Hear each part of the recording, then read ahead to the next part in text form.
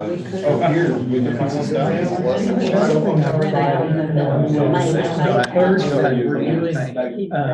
Jews for Christ.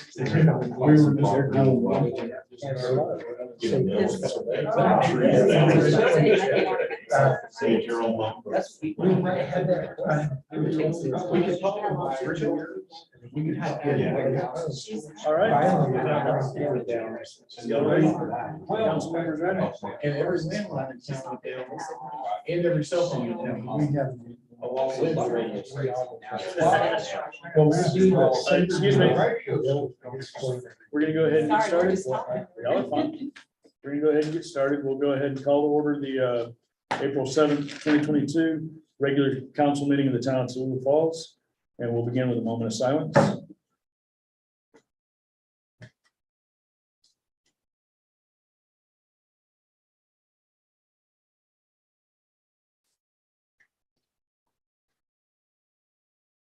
Amen. All right, we need to amend our agenda to include a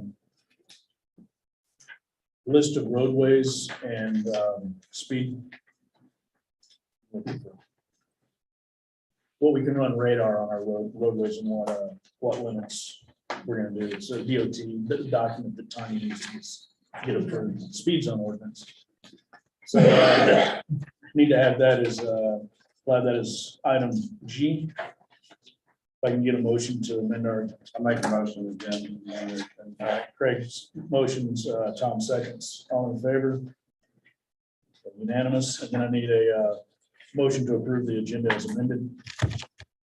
Make a motion. Scott makes a motion. Joey seconds. All in favor? Unanimous. All right. Need a motion to approve the consent agenda.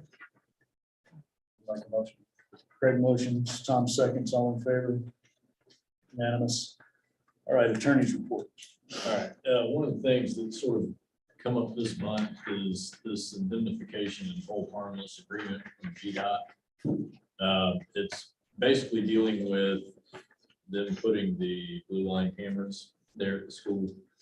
So here's the problem with it is that ordinarily local governments cannot indemnify third parties for that. The reason being that you can't use tax dollars to pay liability that's caused by somebody else. Essentially, they're basically asking us to, GDOT has agreed to pay for anything if GDOT gets sued over the stuff that Blue Line's doing. Looking at the Blue Line agreement, it doesn't have an indemnification provision by which Blue Line indemnifies us, but at any rate, I think this is something that's going to require a little more discussion. I think it's probably something that Blue Line needs to sign, so wouldn't recommend the town bind itself to kind of unknown liability for third parties.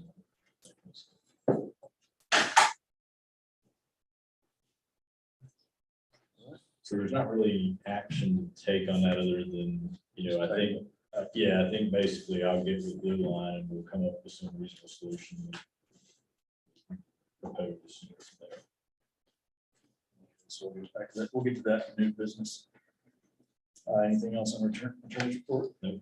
All right, then we're going to move on to our special guest. I'd like to introduce Habersham County's new county manager, Alicia Yes, Vaughn. hi, I'm Alicia Vaughn. I'm the new county manager for Habersham County. So I've been with Habersham for like a whole 8 months now.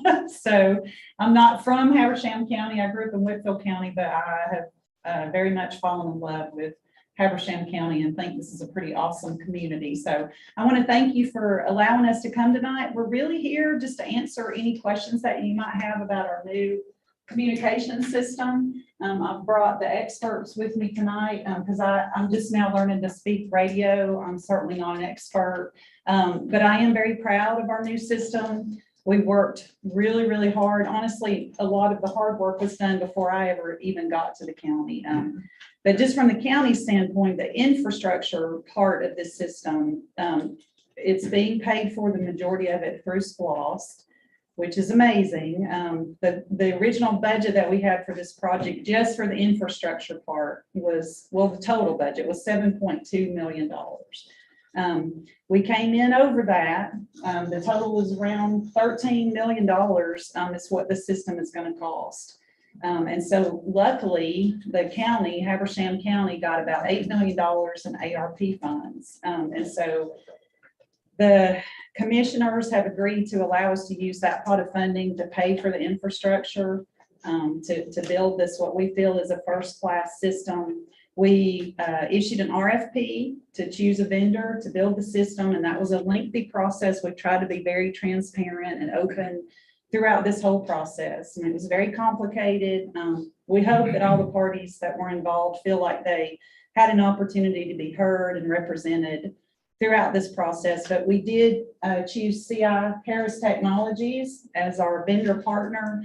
TUSA Consulting is also here with us tonight. Jeff McNally is with TUSA, and Brandon Burns is our vendor with Harris Technologies. But we just want to make sure that if you have any questions about the system, the infrastructure, I brought spreadsheets with me, I can hand out to everybody that basically outline the maintenance costs of the system, which will be the part that will affect your budget, obviously. So the county's footing the bill for all the infrastructure. We do hope that all the cities do participate in this. We feel like it's going to be a very strong system. We're very proud of it, and we hope that if, at some point it may even be more of a regional system. I'm sorry, I think, oh, I may have enough. Let's see. Yeah, I do. Yep. So, I mean, there are opportunities to ask others to join on this system. The more people that we have on the system, the more users, the lower the maintenance cost. The maintenance cost is, the cost to maintain the infrastructure of the system, which is very important. So we don't want to just build a system and then not maintain it. We want a system that's going to last for years. And so it's very important to address the maintenance cost of the system. And so that's what you'll see in this spreadsheet. You'll see a spreadsheet that has all of the users on the system, the number of users. And then the next spreadsheet, the big part, is basically the system cost spread over 15 years and how we're allocating it to each entity on the system. So from that, I'm going to turn it over to my experts. If you have any comments or anything that I haven't covered, please feel free to chime in. But we really just want to answer any questions that you have while we've got the experts here, or address any concerns that you might have about the system. The timeline, as far as the timeline goes, and Brandon, you correct me if I'm wrong, right now we're in the process of looking at the 7 tower sites. So this system will have 7 towers. There's actually a lot of work involved in making sure that we acquire the land, have construction easements, have proper permission to build the towers. So we're in that process right now, and we've made a lot of good progress. But at the point that we finally say, yes, we're ready for you to start construction, we feel like about 18 months. That's 18 months to have the system. Of course, I don't need to tell you this, we're all dealing with supply chain issues. And I think those things were considered when the timeline was created. But we're hoping, fingers crossed, 18 months before the system is ready to go into operation. And that is at the point when you would start paying the maintenance cost. So there's plenty of time, hopefully, to allow you to have time to consider this in your budget. But we just want to answer any questions that you have. If you have any. No. Do y'all have anything to add? I mean, I'm happy to, or Jeff, you. Yeah, I do. But I'm a consultant for TUSA Consulting, and the county's hired me to represent you and the county. So I was involved in the RFP writing process. I wrote the majority of it, and the vendor selection. And so I'm very, very familiar with the system and all the ins and outs. One of the things I want to highlight is that in negotiating the system, Brandon representing the vendor, they did offer to put, or part of the solution is to put a tower right here in Tooele Falls. And so that gives you communications right here, along with it being tied into the rest of the county. And you get all the county communications. Brendan has some handouts that you can take a look at that shows, that has some coverage maps. And you can see what the coverage would be for Tallulah Falls and for the surrounding county or the surrounding area. So as part of that maintenance, what it does is that maintains your radios and your equipment, and the county is picking up all the maintenance on the tower. And so you're going to have a tower available to you as part of this system. So keep in mind that the maintenance cost is just for your user equipment, just to maintain it for 15 years. And the reason why that is there is in our RFP, in our specification, we specify that the vendor maintain the system for 15 years. So at the end of 15 years, your system should run as good then as it is when it's first turned on. So that's 15 years of maintenance. So you have a tower provided for you, you have 15 years of maintenance on that tower provided for you. And then all you have to do is maintain your user equipment. Is Raven County gonna be linked in and synchronized? Yes. Absolutely. So just to kind of compare and contrast a little bit, if you don't mind, Joe, the current system that Habersham County is using today, and I know your all's users, I'm sure have felt some of the difficulties and pain points that I think a lot of people in the county have experienced over the years. It's a VHF system. So VHF is good for, outdoor coverage. It goes long distances, that sort of thing, but it has interference issues. And the current system only had 4 sites. The new system virtually doubles that alone. So we'll have 8 total sites, 7 simulcast, meaning that every tower site basically functions as one big tower. So today, as sheriff's deputies and other users are roaming through the county, you basically have your radio it's locked onto one tower, and then it has to wait till it sees the next one before it connects. Sometimes it gets hung up, and you can be standing very close to one site and it's still locked onto one far away when it shouldn't be. It's also a proprietary system. And so it's not P25, it's not a public safety grade communications language that the system's speaking. And that sort of locks you into a single vendor. Frequency wise, we're going to switch this to an 800 megahertz system. So this is more in line with what you're going to see federal and state agencies. So should you guys, God forbid, ever have a natural disaster response, tornadoes, we know we've seen plenty of hurricane remnants coming up, from both directions, from the south. All of your state agencies are all going to have those same frequency radios. So it makes interoperability a lot easier. And so coverage was the #1 priority, right? Outdoor coverage is one thing, but people don't just operate outdoors. They're serving warrants, they're serving citizens, firefighters are fighting fires inside buildings. And so TUSA and the county, that was the biggest priority, was coverage. So you can see our coverage guarantees in there. We as a vendor chose to over-engineer and try to exceed the requirements everywhere we could. So 95% is the bottom coverage number you're going to see. If anything, we exceeded that in many areas. And that's #1 to get these people home safe at night, the people who are helping all the citizens. We did decide during the negotiations process to reuse the Tallulah Falls Tower site. It was not actually in our original design, but after speaking with Raven County and Stevens County and Habersham County, it seemed like every time I was here in town, there's always something happening at Tallulah Falls and Tallulah Gorge. And when it happens, there's a large amount of people. It's usually a multi-agency response, and coverage down in the gorge is a big deal. And so we've added what we call a multi-site. It's kind of like a little standalone, it's linked into the rest of the system. People's radios will be able to connect to it, no problem when they're here. But we really wanted to ensure that we serve the Tallulah Falls area with that coverage. And the coverage doesn't just stop at the county line. There are several cities in Habersham County that actually extend into surrounding counties. And so when we did our coverage guarantees, we actually extended that to serve the city boundaries, even though they may be in a different county. So that's an important thing to note for you guys. It's going to be the most state-of-the-art advanced system in Northeast Georgia.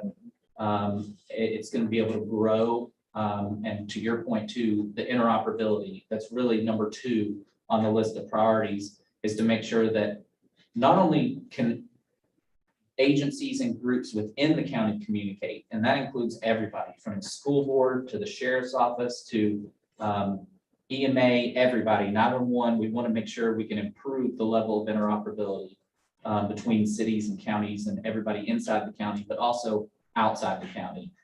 So part of the requirements as well, you'll have connections to GSP. You're going to have connections to here for the hospital system. You're going to have connections to every surrounding county, including Raven County. And so we'll have a Raven County, Kenwood VHF analog or NextEdge capable radio connected into a gateway. And so you'll be able to seamlessly talk, even though it's 2 different frequencies and it's 2 different technologies. We will be able to bridge the gap there, and you'll be able to communicate between agencies within Habersham County to external agencies as well. With the individual responders from, say, Raven County coming in, would their radio be able to speak directly to other responders on the scene with this, even if they don't have a P25 radio? Yes, as long as they're within coverage of their VHF system, if they can talk to their dispatch, then we will be able to connect them into the Habersham County system. So it'd be a direct, I'd be able to get from their Kenwood NextEdge, boots on the ground, would be able to talk to command on scene without having to go through dispatch. Well, there's several different ways we can do it. One is that we let dispatch use a patch and take it up and take it down as necessary. The other way we can do it is to do a permanent patch. So a Habersham County, P25 radio would actually have a talk group in that radio called Raven County Interop. And when anybody goes to that channel on the Habersham County system, it's going to talk to Raven County system by default. Okay. And that can be something that's just there all the time. And this way we can foster that interoperability between the 2 counties. We know it's important for you guys. I mean, and you're not the only one, right? I mean, there's lots of cities that are sharing, jurisdiction boundaries with, other counties as well. So we're going to make sure everybody has the ability to talk to everybody. So I'm assuming Raven County has coverage in this area. Oh, yeah. And so the Habersham County system will have coverage in this area. So basically what we can do is there's multiple ways we can do it. Like Brandon said, by connecting with a group on a radio, we could do it through a dispatcher patch. We can bridge the 2 systems together and communicate. Right now, what we have to do when we have a multi-agency response in town, I have to carry 2 radios as command. I have to have one for Raven County and one for Habersham. Yeah, we don't want anybody to have to do that ever. You want to have, because part of this is technology. And, to Jeff's point, there's lots of different ways we can do interoperability. So technology is not really the issue. The big issue sometimes comes down to politics. Sometimes it comes down to budget. And then sometimes it comes down to just really driving home sort of your SOPs, your standard operating procedures, and training. And so that's a big part of our new system, is making sure that everyone from the very beginning to the very end is comfortable. They know what needs to be done. It is going to be a different system. This is going to provide so many more features and capabilities, but we want to make it easily understood, easily trained. We're going to have online training, in-person training, train the trainer training, and we'll be there. Both systems are actually going to stay online throughout the entire process. So Habersham County's current system and the new system will be in parallel during that implementation phase. And it won't be until after everyone is comfortable and we know everything's good to go that the old system will actually be decommissioned and taken down. So you'll have 2 radios, for instance, in a Habersham County vehicle. We'll be swapping everybody over when the timing is right. So we want to make sure people don't have to deal with multiple radios for long. So another thing to add to that is we're looking at when the RFP and the specification was written with a 15-year ownership in mind. And one of the things we're seeing is I'm also working with Jackson County, with Hall County, and we see that the city is pushing out. We're seeing, growth is coming out this way. There's growth here in Habersham County. Jackson County is exploding. And, as that moves out, Raven County, where are they going to be in 5 years? Where are they going to be in 10 years? So they're going to be moving to newer public safety systems. So, the odds of that are pretty high, because who would have thought 2 years ago Habersham would have done this? And until they looked at their system and said, hey, we're outgrowing our system. So that's one of the things, is enough coverage is put in place that you won't be chasing coverage. You won't outgrow your system. And there's lots of advantages to P25, right? It's an open standard. And as part of those open standards, it affects everything from the system side to the radios you carry. Just like I said, state and federal responders will be able to jump on the network very quickly with a P25 radio. We still can provide interoperability with other, proprietary, systems. That's not a problem. But P25, for instance, as we look at a regional approach with other counties, if you have these other counties joining the system, it's all very seamless. The last thing you want is somebody to be in a high-speed chase and they're messing with their radio, trying to figure out what talk group or what channel they should be on to be able to talk to dispatch. You can see the coverage maps in there. We're going to be providing coverage well outside of the boundaries of Habersham County. A lot of it's just due to the geographic nature of things, right? Everything's kind of going downhill from Habersham. So into Stevens County, Franklin County, Banks County, down that direction.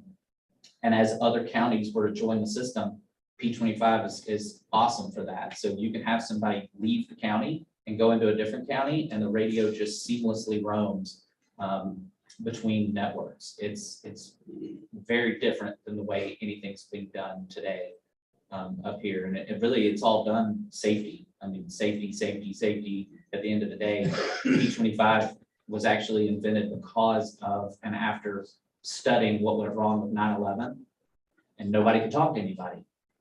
So it really fixes and kind of checks all those boxes. You need something that's going to be super reliable, something that's going to be super interoperable, and gives you that in-building coverage that you need. So when the system is completed, regardless of what you plan to do in the future, the buildings in this town will be tested as part of the contractual requirement. So we'll go in and we'll test each building. We'll test inside the building. We'll test all around the city and the county. And it is on the vendor for that to work. So if they don't meet the requirements of the contract, then the vendor has to fix it to make it work with the contract. Yeah, so we're guaranteeing 95% coverage. You can see the numbers in there in the maps. And so each city for the populated areas some areas have higher numbers just depending on geographically where they are. But the whole system is designed so that you don't have to rely on a mobile radio in a vehicle to be able to talk. It's designed with a portable radio with the shortest possible antenna as well. So we're not talking about big, half-wave antennas. Nice short little quarter wave stubby antennas is what we're putting on the portables as well.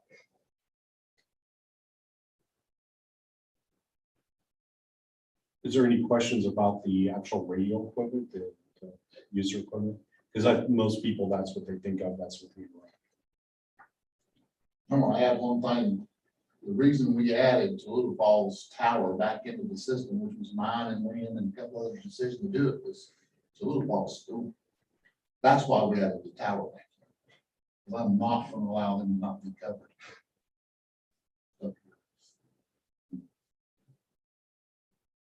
Yeah, and even the radio equipment itself, I get too that it's expensive.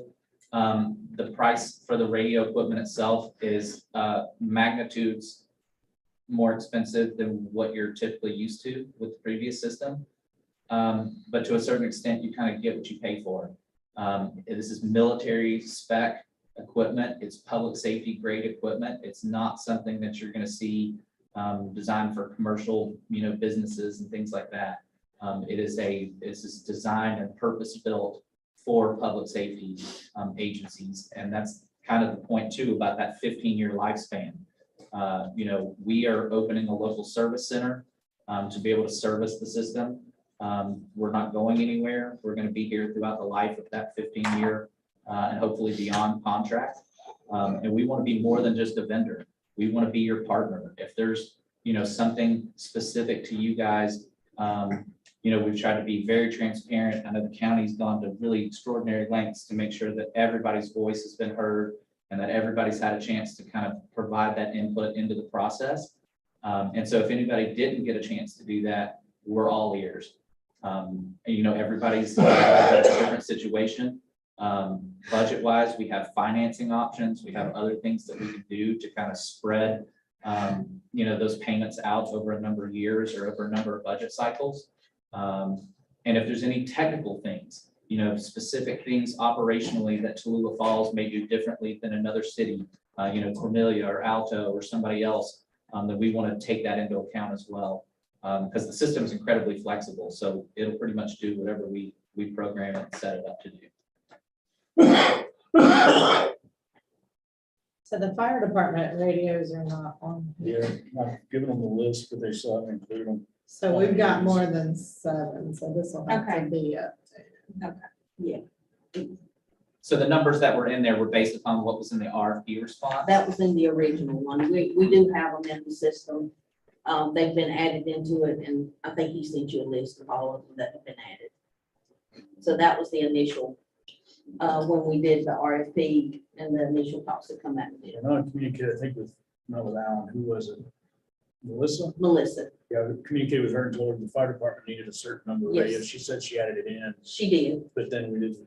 It's Yeah, probably not in the this maintenance year, so- spreadsheet yet. yeah. Okay. Yeah, it's Tim, our finance director did this right Okay. before I came. He probably just doesn't. I'm have not those sure he updated even numbers has the yet. number. He probably doesn't Yeah. have them from I this. think it's That was gonna all. about double the number, right? Yeah, it was, I think, 10 or 14 additional radio. I think it was 10 additional. I think it was radios. 10. Yeah, and if you haven't you got now 7, I think, or 7. no, yeah, so Yeah, it so- It was, was an additional 10, Yeah. but 17, I believe is correct. because there should be a price. Well, I gave out all my spreadsheets, I'm sorry. It should be like per radio, so it'll just, yeah. And I think the price per radio is the same, right? It doesn't It really is, matter if it's yeah. a portable It or a doesn't, mobile or yeah. whatever. It's just, So that won't change based on the number of radios that are attached to the The more radios on the system, the maintenance cost will Right. come down relatively. It's not gonna make that big of a difference, that number of radios. But then your total cost obviously will, almost double based on, you've got 7 on there. I think you said you had a 10, is that Yeah. right? Or maybe more, so. Yeah. So over the 15 years, your costs will go up, but there's an opportunity for it to go down. Yeah, if more users come on the system, then we'll reallocate, we'll redo the cost every year. And so your cost for the maintenance will be spread out among all the users of the system. So exactly right, there's potential for that cost to go, could potentially go way down. absolutely. And then, of course, if anybody drops off or. I lowers their can't see numbers that or happening, anything. at least not from the county side, from my standpoint. The county's obviously the biggest user, and I don't see our numbers going anywhere near down, so. I mean, ideally, Yeah, as another, Yeah. as another I don't county think- joins, you're basically doubling the number of Yes, users. It could go Um, way down. And so it definitely, there's strength in numbers, right? And so the Yeah. more you have, the bigger the number you're dividing by. Okay, one question I did have, a rumor I'd heard, couldn't substantiate, is that if we were to use, like we use right now, Rick's 911 and Active 911. Active 911 with Raven County and we're using Rick's for Habersham. When we install that on a phone, does that then count that phone as a radio on this system? No, Okay, that we do have a phone app that basically makes your phone a P25 radio. okay. And we have the pricing that we can include for that. Every city's chosen to do different things with that. Even some of the radio models support having LTE data capability in them as well to give you coverage. For instance, prisoner transports, medical transports, people leaving the county that are going to Emory. or going, way away from the system coverage. As soon as they leave the system coverage, the radio will switch to using Verizon or AT&T FirstNet or Suddenlink, kind of your choice there.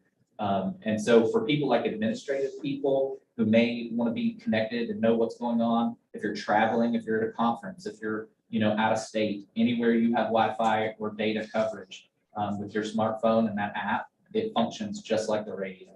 You have access to all. If I the same recall, the software. pricing we did was just for radio equipment. It did not count the phone. Right? Correct. We So- didn't have any quantities. so if guys you- for that.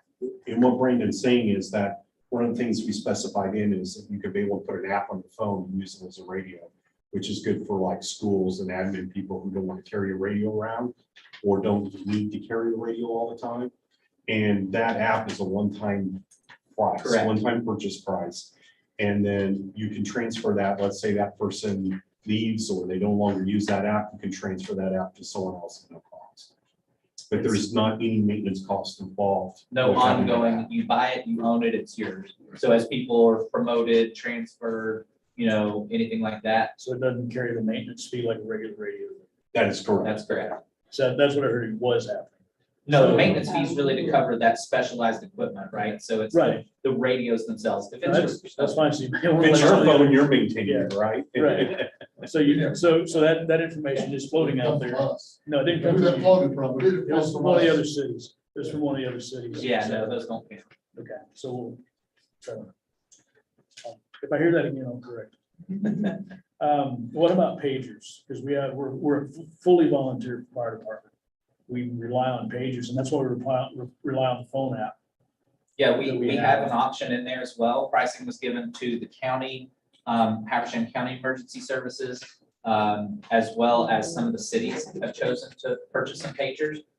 We included, it's made by Unication, and basically it's a P25 pager. So we have pricing in there for that. And then there's also some future capabilities that are coming soon to basically have your portable radio function as a pager as well. So if you're at home at night and you don't want to be woken up, if you're not getting paged, you won't have to hear all that radio traffic. You can just have it parked and it will go off as needed.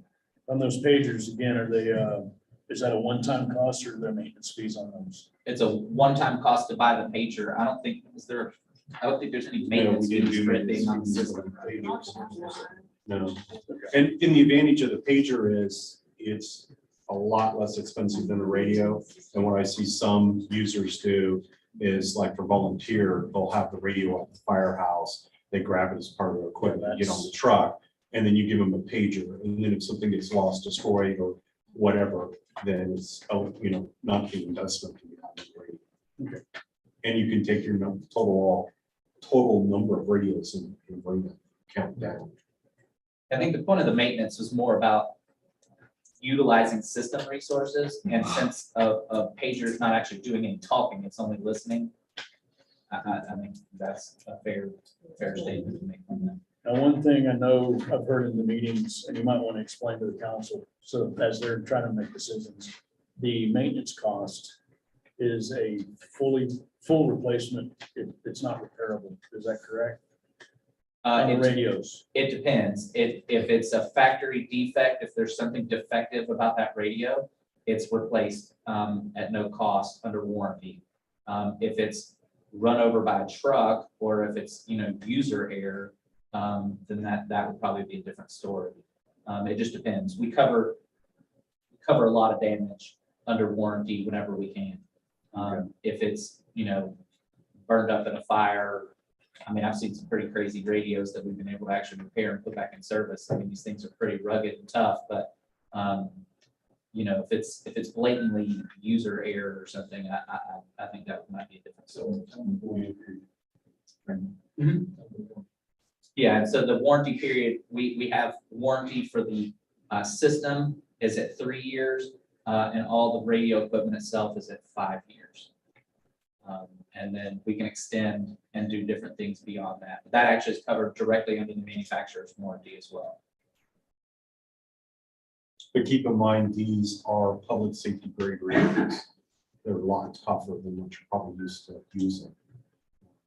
you know, for example, we took one in South Carolina, and they did an independent test on it. They put it in an 800-degree oven, baked it till it was just, you know, smoldered plastic, and the thing was still operating.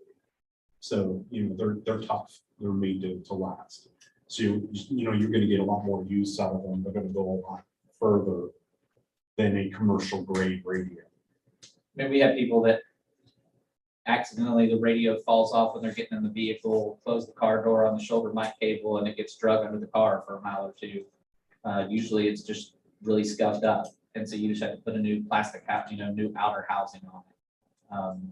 But that's kind of the point of that local service center as well, so that if we can do those repairs here and they don't have to be sent back to the factory, we have the ability to maintain that waterproof integrity of them and do those repairs on site whenever possible.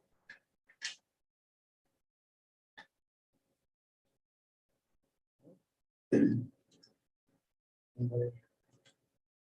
Any other questions? Any other? I'm just curious how much the app is.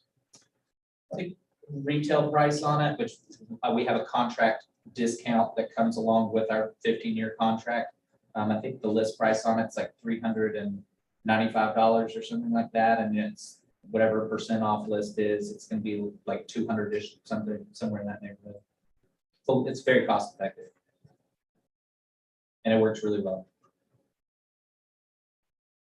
I also noticed the price per radio varies depending on the location. And I don't understand why it's not the same price no matter what. Now, we're talking pennies, let me make that clear, but why is one price and for Tulip Falls, we seem to be the highest? Again, we're just talking pennies for radio. Is it It accessories? should be a flat price for all of them. Again, we're not talking about a lot of money, but. It may have been a rounding It's thing in a probably spreadsheet. rounding. I'm Is it price per radio or price per? Price per radio. Well, from what we buy, the cheaper they are. Well, that's what I'm saying, but that's not the way it is. Again, it's Is not, that in the maintenance fees Are or you for the talking actual about- cost of the radio? I'm talking about the cost of the radios. Oh, features could be a part of it. That's what I'm So- saying. Some cities chose to upgrade Oh, and do yeah. more advanced model Right. radios, like I said, that can do that. Verizon, or, you know, it's like a hotspot in the radio. Some people chose to have that Beyond app built into the radio. Some people have upgraded shoulder microphones. I mean, that, we went and met with each group and specifically tailored. So basically what was in the RFP has dramatically changed since then. We responded to kind of the generic specifications in the RFP, and then we have gone through and customized the accessories and the features per agency. There's some that had, I noticed in one document, someone would have like a radio with a shoulder mic with the antenna on it. Whereas other departments have just the portable radio with no shoulder mic. So that may be. Yeah, there's none in the system that have an antenna on the shoulder mic. I don't know. Well, the Because they don't- specification on the system was to be able to use that radio from your hip anywhere I have- in that I have coverage area. One document that I'd like showed to see that. it because we don't, there wasn't nothing there. It may have been from like a year ago when we were first getting into some of this. It could have been. We do have some Before of them. Harris was chosen. So there's basically three choices of shoulder mics. There's one for law enforcement that's been upgraded to have noise cancellation in the microphone. There's one for fire that was upgraded to actually be a fire, it's 500-degree rated for fire protection. That was upgraded, and that we just did that kind of across the board for everybody. If you're law enforcement, you get noise canceling. If you did, and that was kind of the baseline. And then some people have chosen to even go above and beyond that. So we have a new fire microphone called the Extreme, and it's awesome, but it is more expensive. And so there was just a handful of people who chose to kind of take it to the next level. So we've tried to give everybody a wide selection of different things that'll meet their needs and budget at the same time. So Brandon, has anybody met with Tulip Falls to discuss their accessories and features? I have personally attempted to reach out on several occasions to meet with Tallulah Falls. I've met with every other city and every agency in Habersham County except for Tallulah Falls. I've not got anything else. I've texted, I've called, I've left business cards. I was here 2 days in a row. I've relayed messages. Okay, well, Yeah. So, yeah, I mean, no, it's never too late, right? Right. We don't actually, we have all the way up until we go to order the radio equipment, which is, the infrastructure has to be built first, right? So we're gonna be busy doing construction. We're building, 400-foot tower at the jail. We're building all these tower sites. So we still have plenty of time. There's lots of runway still to go iron out any of the details on the radio equipment side, months. So if there's any changes, and that goes for everybody in the county. So if people are adding, more vehicles, or people are, adding more personnel, if anything changes, we can make those changes up until, we'll kind of let everybody know, hey, we're getting ready to get the equipment ordered, now's the time to kind of make any last minute changes before it's on the way. So that pricing is more than likely the pricing based on the average of what everybody was using, not what you actually need. So there's a chance to modify and get more accurate pricing. Like for us, we got most 90% of ours is base portable. Then we're getting a couple of the ones with LTE service in them. And then like for my mobiles, they're all the base except for the transports, and some of those are a little higher end. Travel way out, so they always have contact back, so. All cities did the same, the other ones did the same thing, so. Yeah. It's probably an average price, and that's what they. After they Yeah, start I mean- talking about it, it made an average price, which made it different. I have a massive spreadsheet that has every county agency and every city agency, and there's no two that are exactly the same. Everybody's chosen to use, some people have 6-bay chargers, some people wanted extra single chargers, they could have one at home. Everybody's been a little different. I mean, we want, from the county standpoint, we want you to be on the system. We really have tried to make it as cost effective as we possibly can for the cities, and we do not underestimate. I mean, I know this is a small amount of money but you have a small budget, so it's a lot of money to you. I mean, I understand that, but I just want you to know from the county standpoint, the commissioners are not here. I mean, it's been really hard on them too, because we're going to almost exhaust all of our ARP funds just to build the infrastructure portion of the system. But they feel, that this passionately about it, that it's very important, and, I mean, it can save someone's life. And so I don't know how you put a price on that, but, we understand even these small dollars, they're big dollars to you. But we feel like it's an investment in public safety, and, I feel like we've really put a really good option together. I mean, this is going to be a first-class system, and the county's really coming to the table to pay for as much of it as we can, so that the burden on the cities is small. And I mean, I can say that with all the confidence in the world. So we just want to make sure you have all your questions answered. We want to be transparent. We want to be as fair as we possibly can. And again, too, anything we can do to help provide information, financing options, anything like that, let me know. We have, third-party, banking groups, taxes and leasing is one of the partners we work with. You could finance things over 2, 3, 4, 5 budget years, if it helps at all. And you're under warranty during that whole period as well, and you get your equipment at the same time everybody else gets theirs. So if there's, anything I can do to help y'all, please let me know. That was a unique part about bringing CI into the negotiations and working a contract with them, is they have immense amount of flexibility. Much more than we get from any other vendor. So the other thing I want to leave you with is that any questions you have, reach out to us, reach out to any of us. And if any one of us doesn't know the answer, we all communicate on a weekly basis. Reach out to us with questions and we'll get the answers for you. Also reach out to us with any rumors, or if you secondhand information, we'll give you the correct firsthand information. If you even are looking through the booklets and you see some terminology, acronyms, techno language that you don't understand or you want more information on, please even ask. You know, sometimes it's hard for us doing this all the time, but, you know, for people who don't spend 90% of their time doing radio system stuff, we're happy to, you know, plain English it if possible. We want to educate you so you can make the best decision. Sure.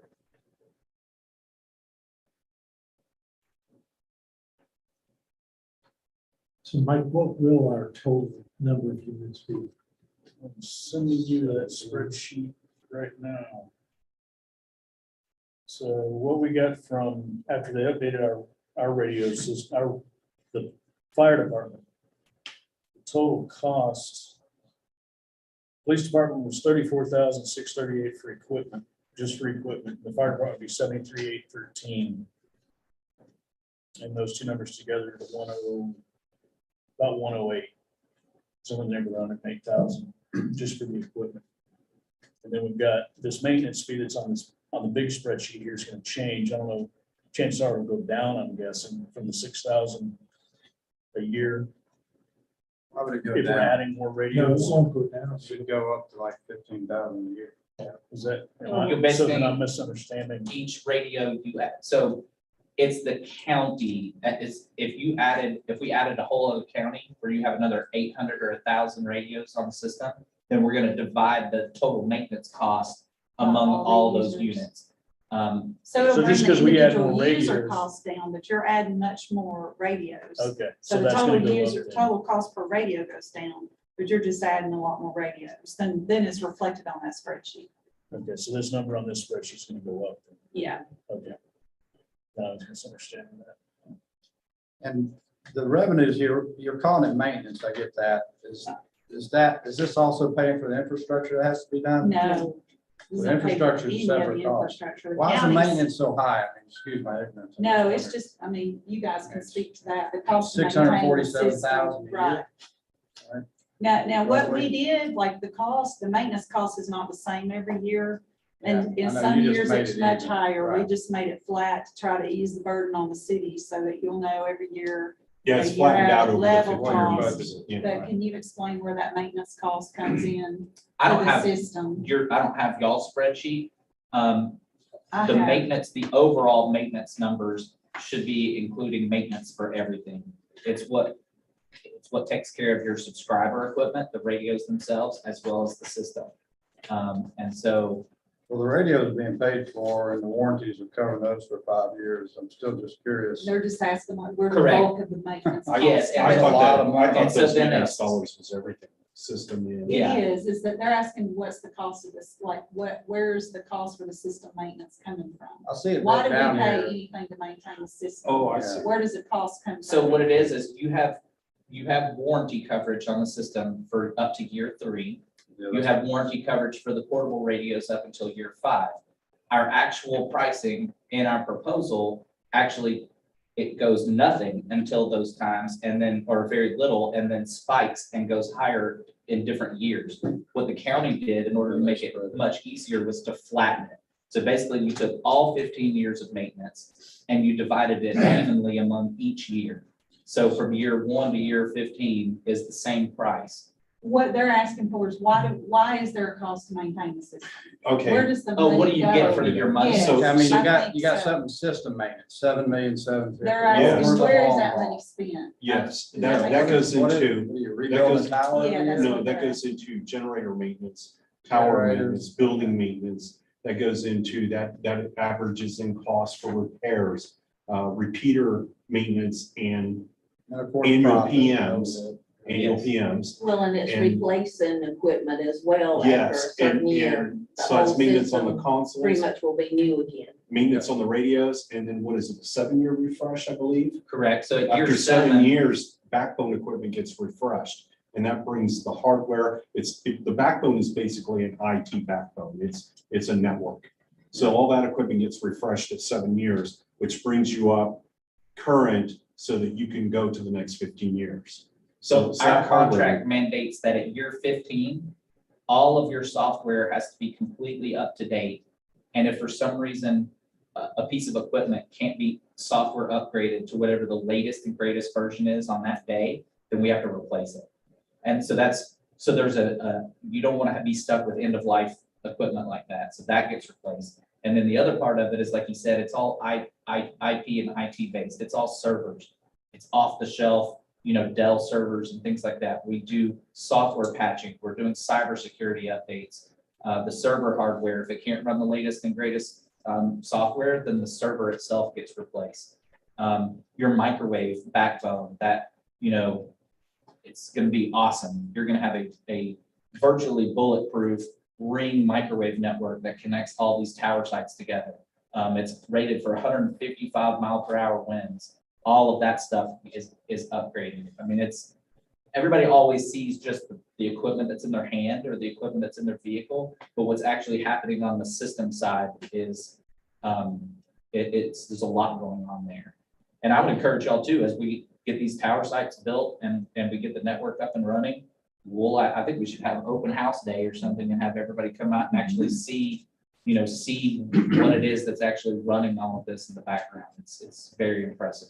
But one of the things we didn't want to do was to put in a system, have a warranty for 5 years, and then after 5 years, it's not maintained. This is not going to last very long, and over time, it's going to degrade. So the maintenance is in there to support all of that backbone, to support all that equipment, support maintenance of it, operation of it. And what that'll do is at the end of 15 years, your system will still be as functional as day one. This is nothing new. This is what Hall County does every year. This is what Jackson County's going to do. We're doing now. This is what DeKalb County, Fulton County, Cobb County have done for 30, 40 years. It's the same exact thing. They pay the same, you say the same money, but they pay because this is just in layman's terms, it's a fancy computer. That's all it is. Current, the county's RFI, how many solicited bids did you get? We had We had three. Were they all pretty competitive? I mean, So we graded them. We they had, do a grading every system? city was invited to grade Gotcha. all three of them. Yeah, you and can just then- go low bid. Right, and then, Okay. and then we took the bids, or the grading system, and we tallied it up. And we went with the high score on the grading process, and then we didn't even see the prices. So then after we graded it and everything, then they factored in the prices with the lowest to the highest and totaled up the numbers. And Okay. see, I had the highest numbers. So we did 70% on the technical side Mhm. and 30% on the pricing. And the reason for that is we wanted to make sure, first of all, that whatever system was proposed met all the RFP requirements and was going to do what it needed to do for the users. So basically, the maintenance fees are in line. They seem extremely high. but I guess- We I had mean, one just their higher and one conference. lower, actually. Yes, sir. Okay, yes, I got you. And it's just different. Again, this is a different technology, I think, than what this area of the state is used to seeing as far as system technology goes. There's definitely cheaper solutions out there. But they do not meet the rigorous public safety requirements that this system does. Yeah, I'm sure the system works well. I was just Yeah. curious about. Well, there's- that. As Brandon said, That's very nice. Yeah. we specified 150 mile an hour Yeah, I'm not winds. worried about your system. So, and there's multiple layers of failures, there's multiple sites. So it's going to take a lot to knock this system down. Has the Board of Ed, Piedmont College and North Georgia Tech already committed? Yes. Yes. They have. But their numbers aren't in here for radios. So I think Board of They're Board of not, Education, they're not Board in of this Education. spreadsheet, but the Board of Education is. Yeah, Board of So we met with the Board of Education Education today and, because they wanted us to figure their numbers in, but they wasn't sure, but they committed pretty much today, that they were on board with it. Piedmont, They just maybe 4 radios. Yeah, they just Yeah. have a few radios. And North Georgia Tech, maybe They're the same. Yeah. And North Georgia Tech in particular, being that they're a state agency, there's actually an exception for them when it comes to the maintenance cost. As a state agency using state frequencies, they won't be billed maintenance. Now, they'll pay maintenance for their equipment, whatever equipment, they're using. But as far as being able to use, because it's state allocated frequencies, And nobody in the state of Georgia is allowed to charge maintenance fees to a state agency using public safety grade, public safety frequencies. So that's why you won't see them in that list. Again, just to make it clear, both Paul and Tanya had not seen or had any input on it. I'm sorry. I think, Tanya, you've been to some of the meetings, right? I've been to some of them. Do what? Once you told me you were gonna be taking care of it, I went to those before. Okay. So we have equipment. I have demo equipment. We brought it in and showed people exactly, actually, this is what you're getting. I've got mobile radios, I've got portable radios, I've got accessories. I'm happy to do, we did open sessions basically that everyone was invited to. And then we even went through and went kind of city by city. Even after that, just kind of go through and customize things just the way people wanted it. So if you guys want to do that, I'm totally happy to accommodate that. Hey, Scott, when we started this whole thing, I reached out to all the police chiefs, talked to Tony, talked to everyone. Because we were, for law enforcement, we were kind of, we're all on the same piece of music, so I touched base with them to, when we started the whole thing, to make sure that there was a voice for all of us in law enforcement, so we were on the same page, so, yes, she did that.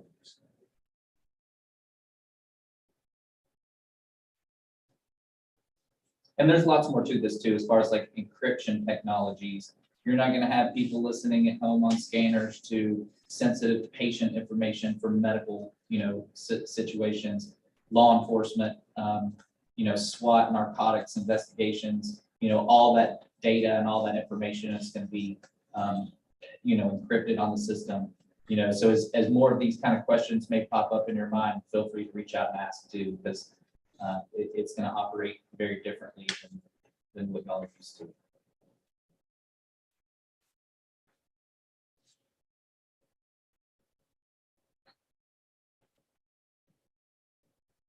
What about GPS? Isn't that included? So GPS, all the equipment is capable of GPS. All the portables and mobile radios are GPS capable. The RFP and the system does support it all. There's no plan on implementing anything as far as the system is designed and will be deployed now. If anybody wants to add that capability later, we can talk about it. A lot of that depends on how you want to display the data from the GPS. You've got to have a mapping solution that's, tied in, whether it's, from CAD at dispatch or whether it's a, something in an individual city may want to run and pull that information. We have open APIs to be able to share that data with third-party software, programs. And we can provide those programs, or we can interface into other programs as well. So there won't be any GPS, tracking that sort of stuff implemented at this point. But all the radios come with the capability. Absolutely. Okay, so it looks like I just did some quick math just to make sure I'm on line here. If we go up to 17 radios, it's look like we're 14,944 a year. That sounds basically. about That's right. about right, yeah. 'Cause I took your total maintenance costs and added those few Yeah. radios and about it. And That's exactly right. all right, so. I just And wanted to there's clear some my head potential, I where mean, we're going. showing that's the same cost, obviously, we don't know, I mean, we are Yeah, no, going it's to be gonna- it's working gonna fluctuate, hard, but yeah, that to bring gives other us an idea what people, we're right, spending. Okay. that's where, worst Yearly. case, Yeah. yeah. And everybody's kind of got different spreadsheets for different things. So as things are being updated and people are changing quantities, there's kind of a trickle down there to get back to finance and, get all that stuff updated. So we're getting to the point where things are pretty well caught up. We'll get y'all's numbers updated as well. Keep in mind that cost includes your tower, the system, and your radios. So if you have your own tower, for example, you'd have to maintain it, you'd have to have it inspected, you have to take care of the generators, all that stuff. Have the equipment serviced every year, plus your radios. And our team will obviously too be coming out every year. They're gonna do preventative maintenance. They're gonna check your batteries. They're gonna check and upgrade your software in all your equipment. They're gonna test all of your antennas, I hope so. We're not like your normal vendor where you pay them and you never see them. Our guys are very proactive. in, Disappear. in showing up. All right. Not only that, when they show up once a year, if there's something wrong with the radio, and they identify it, Yeah. even if it's like a case is cracked or something. For them supporting warranty, they're gonna want to repair that, because otherwise, if that case is cracked or broken, it's gonna cause a problem later, it's gonna cost them more. So they're gonna be on top of that, they're gonna every year look at that, and they may take a radio and say, oh, this needs repaired. Yeah, we tune them. So they're gonna be very online. proactive in the maintenance. And there's also some customization too that we need to kind of get clarification from you guys on prior to ordering the equipment. I mean, we even have color choices. So for your fire radios, some people are choosing black, some people are choosing yellow, some people are choosing green. You know, that's kind of getting down into the weeds, but there's a lot of little details as well that we want to make sure we get it right the first time.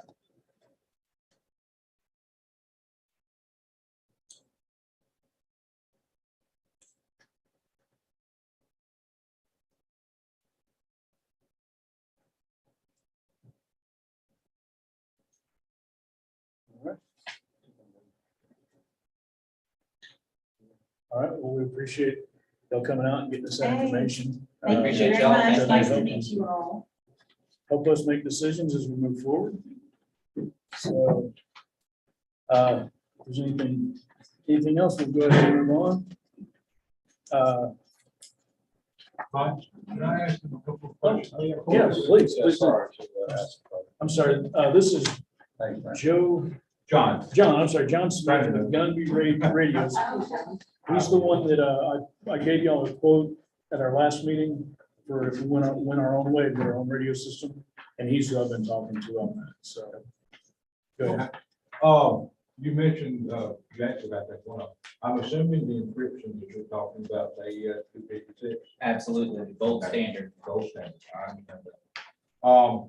You mentioned, the gateways, as to how you're going to, what has been decided and what's still up in the air about the gateways? I mean, have you, I know the capability exists to cross paths, and I'm asking about Banks County too, because they're one of your neighbors that's only going to use different systems. So Yeah, so we, I mean, have you already factored in the cost of these gateways to talk to all your neighbors absolutely. when they come into the county? Or, I mean, are you relying on, as part of your interoperability plan, are you relying on their system coverage in your county to communicate with them? Or are you going to be providing some coverage when they come in?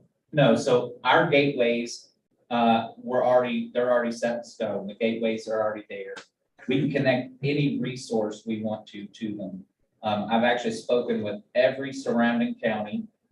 So I know, Raven County is currently VHF analog. I know they're planning on flipping the switch to go NextEdge at some point digital. I know Banks County, I've talked to them as well. I've talked to Steve. I've met with White County. I've talked to Towns County. I've talked to everybody. And so for the most part, it's fairly simple. We will use a mobile radio. We'll put a directional antenna on it and locate that at whatever the closest tower site is to that county. So for instance, Tallulah Falls would probably be the most logical tower site to connect to Raven County, because it's literally, right up the street. And point a Yagi, directional antenna there. And that's how you'll communicate between Habersham and Raven County. State police, same thing, omnidirectional antenna, obviously for that one, but, you've got UHF motor turbo, we've got we have all different frequency bands and all different technologies, and it's all just done with a donor radio for those gateways. Well, I was asking, it's okay, like, I understand here on the border with Raven County, the town crosses border. You're talking about a gateway, you'll have a talk group in your system tied to their system, where their coverage is adequate here. Speaking of maybe another instance where Raven's coming further into the county, and or you bring a mutual aid resource from outside the area in. You mentioned GSP's VHF, and I know they put some 800 in some of their stuff. Yes, they're going southernly. US Forestry's VHF, they're looking at VHF 225. But I guess for my purpose to try to answer their questions, when you bring these different entities in, is there any, how are you provide, is there, because you can't just put one VHF antenna on one tower and cover the whole county. No, So, and so so that's that's why I'm why, asking, how are you envisioning providing these other agencies coming in, whether they're VHF, UHF, or whatever, that are not, that don't have their system coverage in your county? How are you facilitating this, or planning on facilitating your interop? now, if somebody else comes into this county to the point where they're losing coverage on their current system that we have interfaced in, then they would be using a cash radio, or they would Okay. be using, that would be a Lynn question as far as like what EMA would plan to do for a response. Now, GMA uses these exact same radios. GDOT uses these exact same radios. So GDOT has 200 L3 Harris portable radios that are multi-band, so they can talk VHF, UHF, and 700-800 megahertz. Same thing with GMA. GMA has over 200 of these exact same radios that are LTE equipped, so they can talk anywhere in the state. They don't need coverage on Haversham's system technically. We would add them as IDs very rapidly for a response here, but they're going to come there with their own coverage where they need it. Now, Raven County, if they were to go into the other side of Haversham with their VHF Kenwood radios and there's no coverage, then they would have to use a cash radio, just like anybody else would. And we're going to locate those gateways at the most appropriate location as far as the 7 or 8 tower sites in the system to interface to that surrounding county. So Banks County is going to be, we're going to have our interface to their network is going to be on that side of the county. Raven County would be up on the northeast side. Towns County would be up on the northwest side. So we're going to interface the gateway radios to where geographically it makes the most sense. We also have the 800 interop frequencies. Yeah, Use now we also have nationwide. that. We Are you part of putting the up UTAC repeaters? I'm not UTAC, but Well, 800 TAC repeaters? 8 tax. So 8 it'll tax. be as a backup to a backup. So the system's designed with no single point of failure in the entire system. But even above and beyond that, we're also going to add a 5-channel mutual aid overlay, which is just your standard statewide, actually it's a national standard, federal standard Just about for 8 tax. So you'll have all of your 5 8-tac channels. Now, you could also, there is some VHF that's going to stay up. The Moto Turbo system's going away, but the other VHF channels will probably stay up. And so if you had Raven County who needed interop here, they would probably just talk on that existing VHF repeater. I mean, why not? It's already there, it's already up and running, no reason to get rid of it. And and that's gonna be tied into the console for a patch, or is it gonna be a permanent gateway, or y'all got that for you? Everything's all designed and Those two engineered. Yes and yes. Yes, and yes. As we move forward, we'll sit down, we'll work those out, we'll work out what's best for that mutual aid. And then interoperability. I mean, that's part of the goal in the end, is to have interoperability. So we'll definitely work towards that. And we don't know which solution is going to work. We have to sit down, work it out, figure out which one is the best solution, and move forward with that. I was just curious where y'all. No, these are good questions. That's, in that process, because everything doesn't happen around the edge of the county. In the RFP, we put in a lot of specifications for interoperability. So that was one of the requirements of all the surrounding counties. There has to be interoperability. Yeah, number 1, priority coverage, number 2, interoperability. And that's kind of those are all similar pain points that we're seeing all across Northeast Georgia. Number 1, coverage, especially in building coverage. Number 2, interoperability.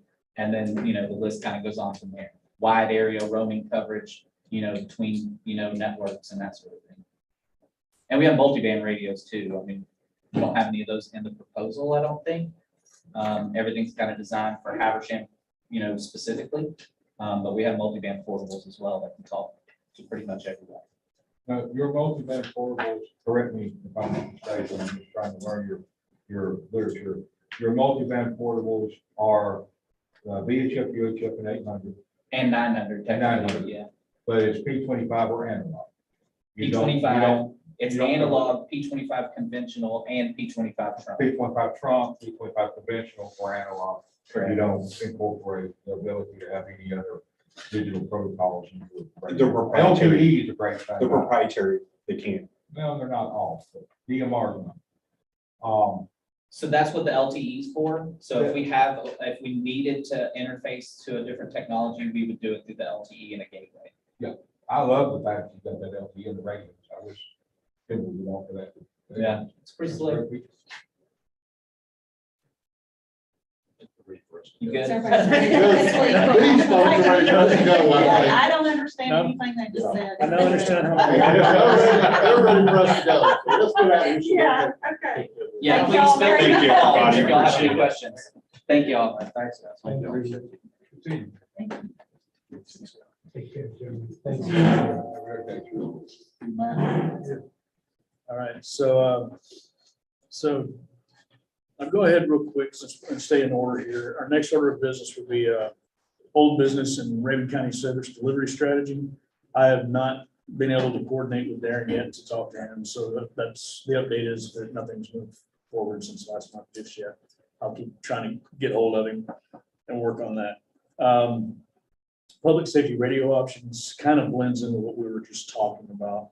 I've sent you guys an email, but it's the quotes, there are quotes that Mr. Smith had sent to me several weeks ago. Y'all can look over those at home. What I was investigating, I mentioned it last month, is we are in a unique situation in that we can set up our own system if we want to. Because we split 2 counties, we've got two 911 systems that are by design, they have to provide us with emergency dispatch through the SDS strategies. So we've got some other options, and his prices were more in the $60,000 range. So, and there are other options out there, not just his, so that obviously we may want to take other bids and look at other situations. I just want to have what our options are. So Habersham told you what their option is. We won't stay with them. We've got some information from Dunby if we want to go that way, and I still need to talk to Raven County about their systems. They're going VHF, you were offering UHF. Well, I was just gonna say that with regional system, I don't really see it. Raven County, I can't foresee them going that route and become part of the 800 meg system in Habersham. Stevens County, there's only 2 people in Stevens County that want it right now, neither one of them are commissioners. But I don't, I'd have never thought Habersham would have spent this kind of money. I never thought Stevens County would, but they might, but I know Franklin County has adamantly said they will not be part of it. They're fixing to go with an individual, but not P25. What they have proposed is no question, it is a jam up system. And a lot of your cost, and to the gentleman there who was questioning the maintenance, one of the reasons P25 systems cost so much is because of how hard the tower sites are, how well constructed, designed they are. The system is built on a computer long before it's ever before. So they can pretty well good on their coverage. The microwaves, ring network that he was talking about, that's good design. 150-hour towers, that's good design. It's a jam-up system, and it would be. Now, you can implement a system. Banks County, for example, has we built a 5-site system. It's trunking, just like the P25 that they're talking about. It's not P25. But they built a system, 300 radios and 5 sites of infrastructure with a ringed microwave for about $800,000. And it has never went down completely, ever, in 6 years. So that's not really compared. You can build a hardened system using different technology. But what Mike, you had asked, what I propose to you, that if you do consider going your own way and not buying the $5,000 rate. One thing in there that I will bring up, if you look at their price sheet, $670 to install a mobile radio. I don't know if you caught that or not. I will see if Brandon will let me install it for, because that's 5 times the going rate.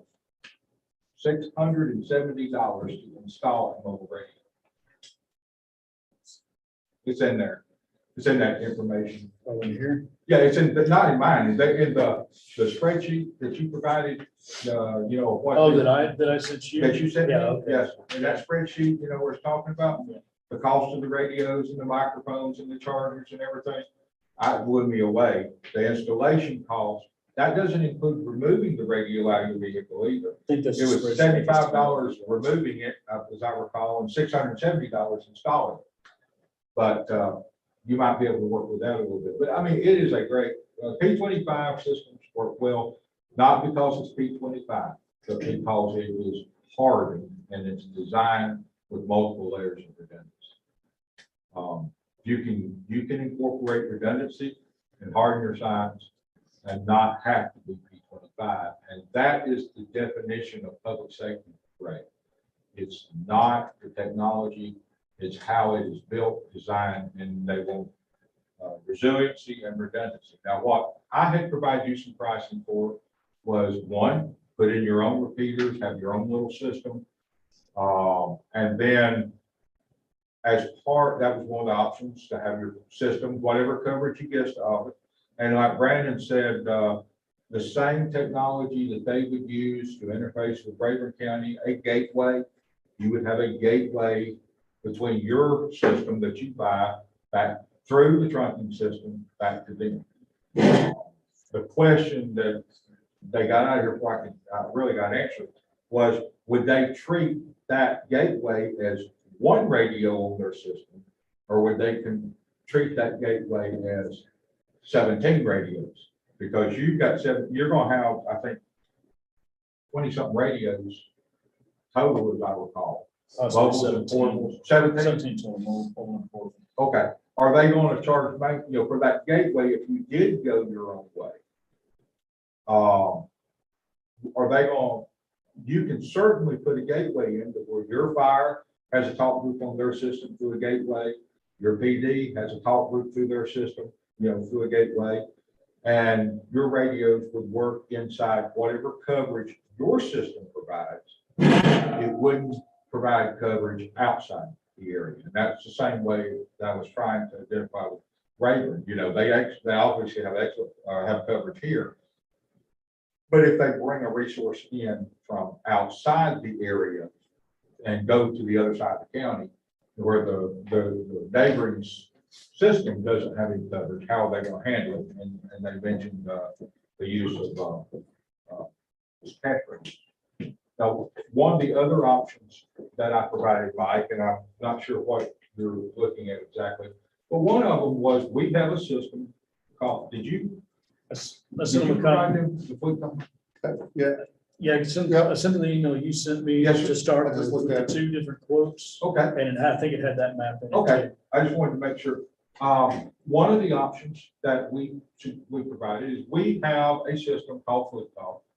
I have, I think 16 or 18 sites that I'm building them every day, so I'm not sure, that cover basically the eastern half of Georgia all the way down to Macon, and out I-16 towards Savannah. We have currently right now 3 sites that are outside, they're actually outside Habersham County. But the EMC's been on it for years. They actually operated 1 year portable only. But to what Brandon was saying, it's outdoor coverage. It's not indoor coverage. So I'm not sure. I applied for and asked for a copy of what the response was, so I could get their coverage maps and see what they are offering as far as outdoor coverage, indoor coverage, and heavy industrial. But I made a FOIA request, but I haven't seen that. But with FleetTalk, the same thing that they were talking about, we can put a site here on their tower, make you part of the FleetTalk network. You would have your talk groups on our network, the same as you would on their network. Your mobiles and portables can go anywhere in that green or that you see on the map and still remain in communications back to the talk group that they've assigned to you in their system, because we would put a gateway, the same exact way they're talking about setting up a cross patch between you and Rayburn and you and Banks and you. And what this system that we built is the same exact technology that the Banks County system we built 6 years ago. Kenwood, UHF, next stage. It's the same exact technology, it's just built out over a wider area. I've got, Oglethorpe County has made the decision, we're in the process of building it right now, that they opted to let us come into Oglethorpe, let us build the towers that we need to provide them the portable level coverage that they want. And we own the equipment, they're providing the towers. Now, they are providing the tower sites, but we are providing the infrastructure equipment. We're maintaining the infrastructure equipment. We're ringing the towers out with microwave to build it up to like a public safety grade. Not with the $60,000 microwaves they're using, but a good high quality microwave. And instead of them paying maintenance to buy their own equipment and maintain it, they just pay us airtime. And their airtime, their total cost for 300 something radios, I think we're up to about 350 right now. The total cost of the radios, the total cost of the airtime over the next 10 years is about $700,000. That's airtime, maintenance, radios, everything. Their upfront cost is only $300 something. It's an alternative, it's an option. Now, I'm not taking anything away from their system, but you can build a reliable system and not pay $5,000 a radio. P25, I'm gonna leave this and then I'll answer some questions. What Brandon was saying was about P25 technology. All my life, P25 has always been about 3 to 4 times more expensive than any other digital technology. It's been that way long before 9/11. They've been working on this protocol for years. If you go back and you look at the history of 9/11 and the reason the police department and the fire department couldn't talk to one another, there was an 800 P25 system there in New York City. It didn't work, but more importantly, the two did not want to talk to one another. That's the history of 9/11. They literally had two systems that were incompatible and had never put together a plan to talk to one another because they didn't want to, and then the day they needed it didn't work. But the point I was trying to make is that Kenwood has a radio, the same radio we proposed to you, the big 5000 series. It's not about the hardware, okay? The same radio that Kenwood sells as a Next Edge digital radio, right at about $900 to $1,000. If I want to take that very same radio and make it a P25 conventional radio, you add $700. I want to take that very same radio and make it a P25 trunking radio, add another $600. It's all licensed. You're not changing hardware. It's the same exact hardware, you're just buying license. That AES encryption, and I was wondering, and I thought they could go along with that. The AES encryption, I think, is about $600 per radio, just for the encryption, which I agree they need. But that's top of the line encryption, that's federal standard. Is that something that Habersham County, a level of encryption that Habersham County or Union, is 256? That's high level encryption. So it is a nice system, but there are, lower cost ways to maintain your communications and build it to a reliable public safety. That's about the spill. So I'll answer if you've got any questions. We certainly try to answer.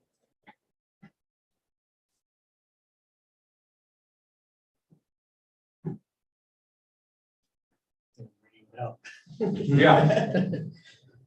So, giving us good information to think about, consider, and appreciate you coming out. Yes, sir. And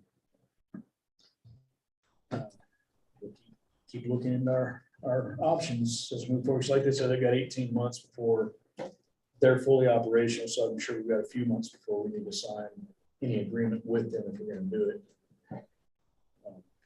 My concern is the overall cost and the fact that, and Warren can speak to this, we are essentially being double taxed on some of our residents for this, if we go with the Habersham's system. Maintenance fees cannot be paid out of SPOS, if I'm understanding correctly. So maintenance fees have to come out of our budget.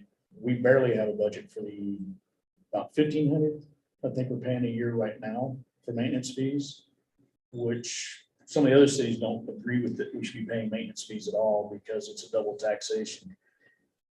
It's the radio system's being paid out of the general fund or out of SPOS and some other funds, and then they're using the general fund for their maintenance fees as well as I understand it. So that means they're charging our Habersham County residents a millage rate that goes into their general fund that's covering their maintenance fees for the radios. Then we're charging our Habersham residents a millage rate that goes in our general fund that we have to take that money out of and then pay for our radio maintenance fees. Whereas if someone's just living in an unincorporated Habersham County, they just pay once for their 911 service protection. So The only thing I'd add to that, I'm still not 100% clear as to what it is that they're putting into the maintenance. Because it sounded like they were saying you're just paying maintenance on your units. But it's your units as a proportion of the whole divided out by the total cost of the system. Anyway. So I think in that regard, you're paying your per hour system maintenance, which is okay, right, if they're going to divide it up that way. But then if they're paying for the county maintenance through the general fund, and that's where you get sort of the inequity is that anybody in the city of Habersham County is paying Habersham County property taxes that go into the general fund that gets used to fund the county's maintenance, and they got to pay whatever fees or taxes Twilio Falls has, so the Twilio Falls turn around and pay again for the maintenance of. But the practical side of it is, when the 911 call goes to the PSAP, gets dispatched to, your law enforcement, if that's what the call is about, then, I mean, who is the law enforcement from Twilio Falls? It's Twilio Falls PD. So there is some overlap there where you're probably, the residents are probably paying twice. May I add what you said? The cost that they're talking about and is, I think the county manager was on, but she couldn't hear a point across to the other. It is the total cost of maintaining the infrastructure equipment, the building maintenance, the power bill, I mean, it's all of it. Built in the HVAC systems, the generators, and that's their total cost. And then they're dividing that by the number of users on the system to come up with the number. And I think if I understood Brandon correctly, there's a few dollars added in there for maintenance on your mobiles and portables. That, based on the old system, I think they were charging you like $16 per radio per month. I think it was the system you're on now. It's something like $16.67 per radio per month. That was for them to provide software updates to your radio and basic maintenance of your radio was what that was supposed to be. But it was based upon the cost of the existing system. And this will be structured pretty much the same way. Now, maybe what you said, I was just clarifying,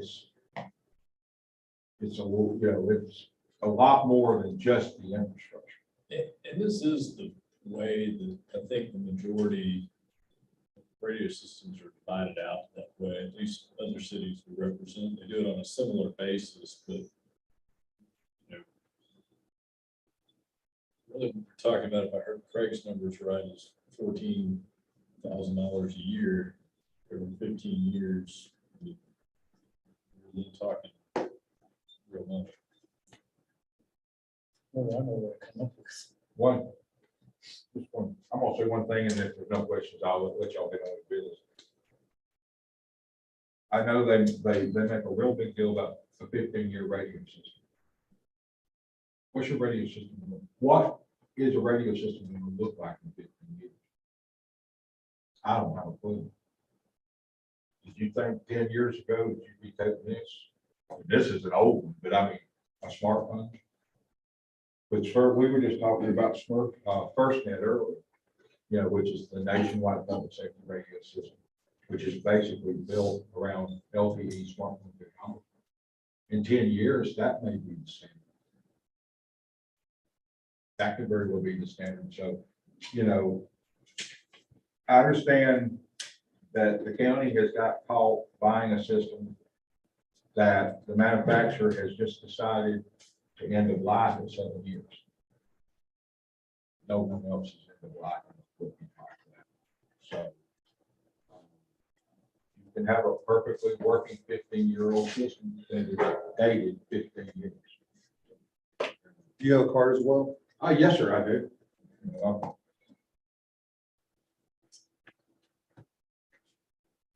Basically, with their system, we're gonna be spending $22,000 some dollars a year for 15 years, and maybe obsolete. And stuff. It'll be current. It'll be current. I mean, like Brandon said, they'll update the software and they'll do that. And it'll update the hardware, you know, that will be done. But are they going to update the technology? P25 has the technology, the P25 digital protocol hasn't changed. And he mentioned they might add GPS in. All the radios are capable of it. With our system, we can display it on a map right now. It's built in. It's already there. They could, and that was just one of the things I mentioned to Brandon at the trade show that I thought was odd. $13 million for a radio system. And for $5,000, they can put in a map for all the radios, you know, update and display on a map at 911. I mean, of all the things to negotiate out is a $5,000 to $10,000 feature out of a $13 million radio system, I'm lost. And that seems to me to be very important, is to know, you know, if somebody keys up, or even more like, or even more important, let's say you do a traffic check. She don't respond. All right, you know she called in, but she don't respond.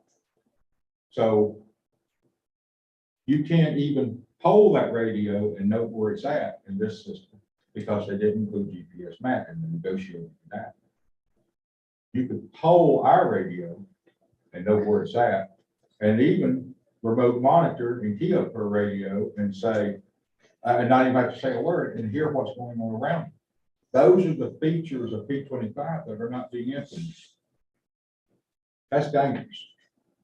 One of the kind of discussion points Mike and I've had before is whether the older analog type systems work compared with the terrain. And they may work fine, but I've had clients in the past that were kind of lower than, you know, if this is sort of ground level, if you've got a city that more or less sits in a hole, it doesn't tend to work as well for them. So I mean, it would work here. From an RF standpoint,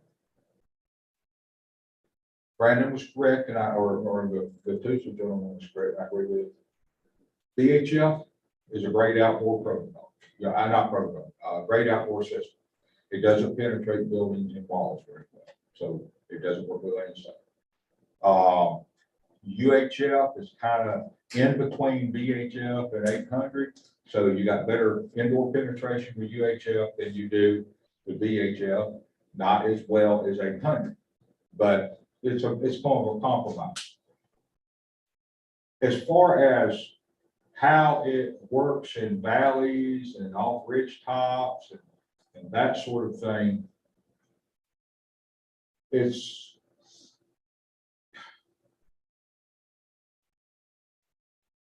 UHF gets more reflection in the sense that when it hits a ridge line, it kind of refracts over.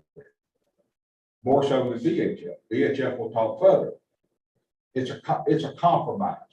But if they've done, and I would like to see their maps, if they've done the due diligence that I truly believe they have, they have picked their locations for their towers and the heights of their towers and done the projections that they know what their coverage is going to be.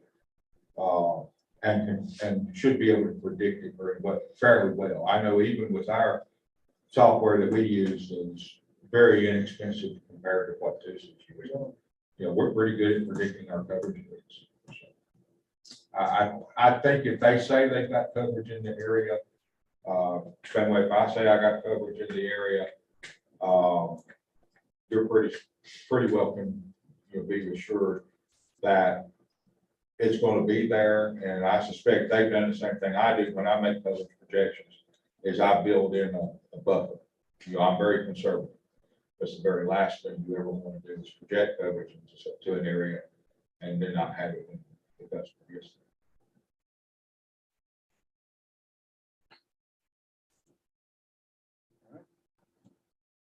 there. Again, thank you for coming out, giving us some more information. Yes, sir. Y'all have a blessed day. All right, thank you. All right, and then Paul, I think Paul wanted to say something, maybe he doesn't now, but I don't want to get stoned here. Everybody's done talking. let me say one more thing real quick. There is one technology, maybe this is what Paul's gonna talk about. There's one technology I haven't brought in yet, because I'm still trying to figure out what it is, exactly what it is, but it essentially is working. He mentioned net. So Southern Net. And Southern Link. Southern Link. Southern Link and there's, but anyway. But yeah, so there's digital that you might be able to use cell phone technology, and that may be where we're headed anyway. Currently, I think So- Habersham, a lot of people in Habersham are using that as a backup system. That's what we had at Baldwin, was backup system of that dispatched. There's your answer. Yeah, well. I used it a lot, so. Well, no, what I was gonna say is for the consideration of those 10 radios for the fire department. We could separate that from law enforcement, because we don't need to talk to law enforcement. We could be part of Raven County system.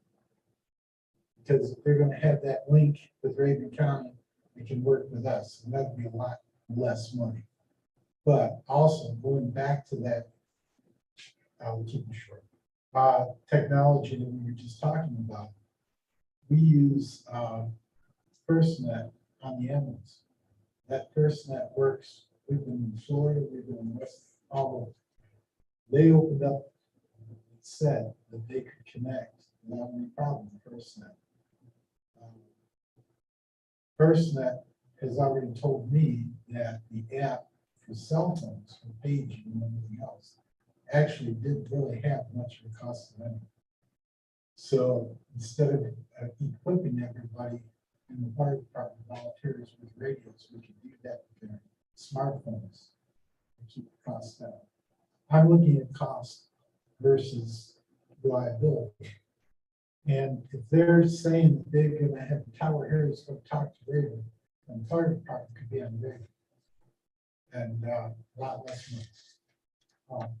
And if their technology can be linked with FirstNet or Southern Link, a lot less money.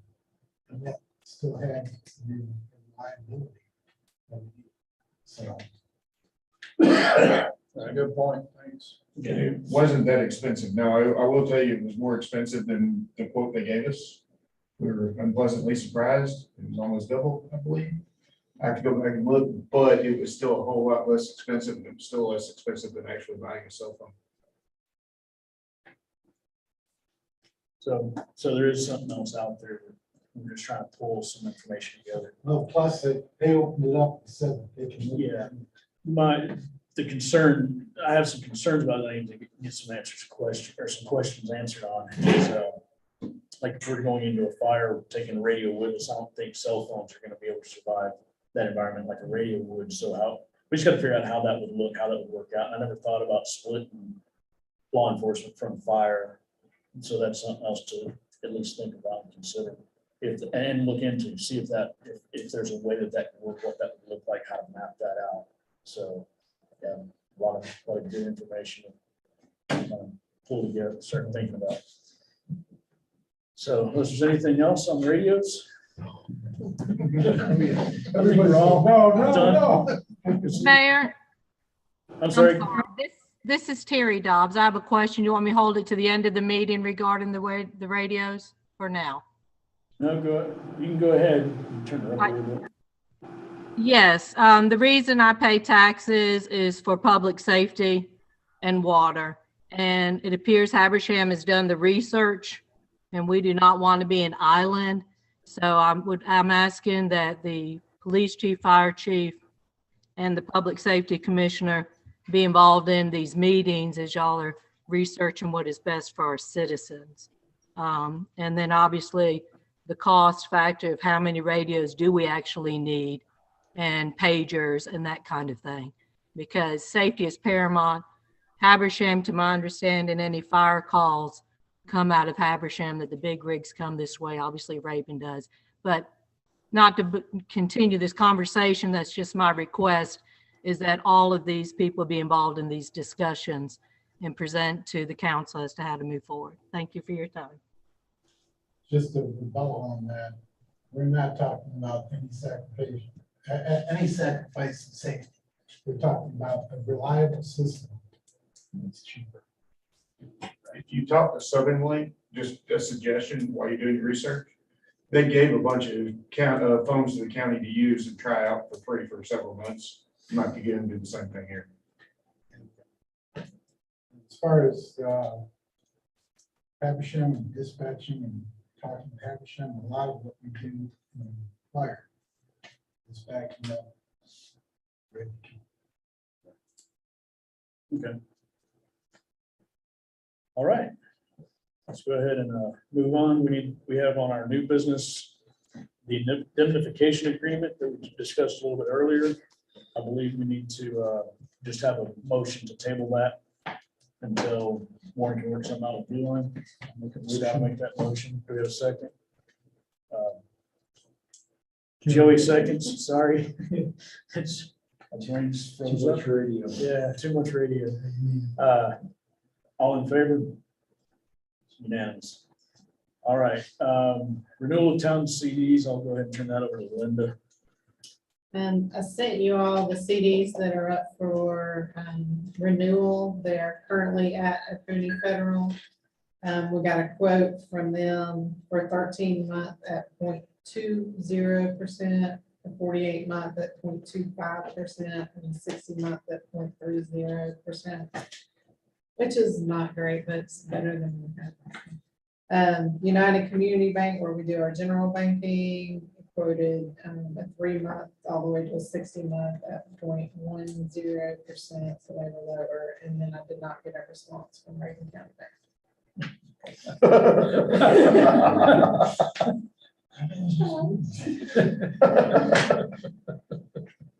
So my suggestion would be to just let them renew it Oconee at the 13.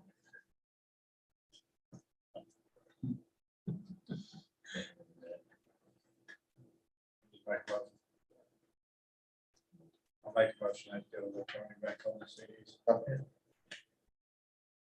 Second, Scott seconds. All right, all in favor? Unanimous. All right. All right, y'all got an email earlier today explaining item C. 2 weeks ago, we got a notification from the Georgia Regional Mountain Commission that Senator Warnock was looking for money to help water systems and for small communities. And he's trying to pull it together. It was real quick, hurried. We had to put the request together quick. We were trying to keep under $5 million. That's the target they kind of told us to aim for.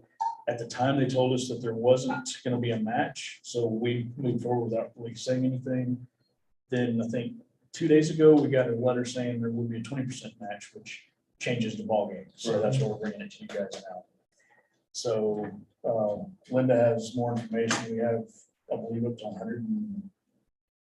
So based on what we have in our ARP, which we plan to use for water, and then the SPOS that's already dedicated to water, we would have a total of $167,800 available. That's not moving any SPOS around, that's just what's dedicated to. It's pretty good. I was looking at, be nice to be able to match about 200,000. We gotta pull some out of the general fund. So Right. we have the option of general fund or moving SPOS. So if from we other did that, projects. just it'd be great to try to get the water system up, some money in it. That's 200,000, so. That'd be $1 million. Could be a million, yeah. We don't know right now. They may let us match at a at a lower percentage, but and they may come in and say, well, you can do these things, or we like your list, do what you can with it. What kind of time frame are we looking at? Is there a deadline for us to make a commitment? Oh, yeah. We've got to get all the additional information that they wanted, like by the end of next week. I think it's pretty much a no-brainer if they're gonna, if they're gonna go up that high, and we have the money to spend, this may be the time, that's something that we need, it's like a blessing for the town, to be honest with you. Absolutely. I don't see any. But we definitely need improvements. It's one way to get it. One of the targets, I think, and I need to get with Scott and Mike Sams about trying to prioritize some of these things, but my thought is, and Brian Rent too, he needs to be involved. Mainly our filtration system. If we can go with something that actually filters 100% of the iron out. You don't have to put that detail in the plan, do you? Well, we have to Or is include this the just about filtration. funding? You have No, that? we have, Yes, it's We all have in there to- already. Yeah, the engineering. Okay. We just have to back some things out because we were asking for over 4 million. Were they asking for that details? Were they asking specific details? So on the actual application, no, we were limited on how many words we could use, that kind of thing. But then you had to add the backup behind it. Yeah, and so our engineering report with that, Brian Rent had already done some 4-phase upgrade to our system. Well, one of those upgrades is a 75,000 gallon water tower on the top of Hickory Nut. It's gonna cost well over $1 million just for part of it, for I think the half of the project that doesn't include some of the engineering and oversight. So that kind of kicks it out of a lot of these discussions, whereas the filtration system is about $300. So, or $300,000, sorry, $300,000 for the filtration system that would address a lot of the problems that we have. And then we slowly replace infrastructure to get rid of the remaining lagging problems that will exist after that. So, but like I said, I need to get with Scott and Mike and prioritize everything before we submit them. And I have another proposal run by you also, that I think. And I'm not sure how this plays into that, so I'm gonna have to run it by you. But I think there's another option that could cost us way less. Oh, okay. All right, we can, so So we got to match 20% is what they're saying.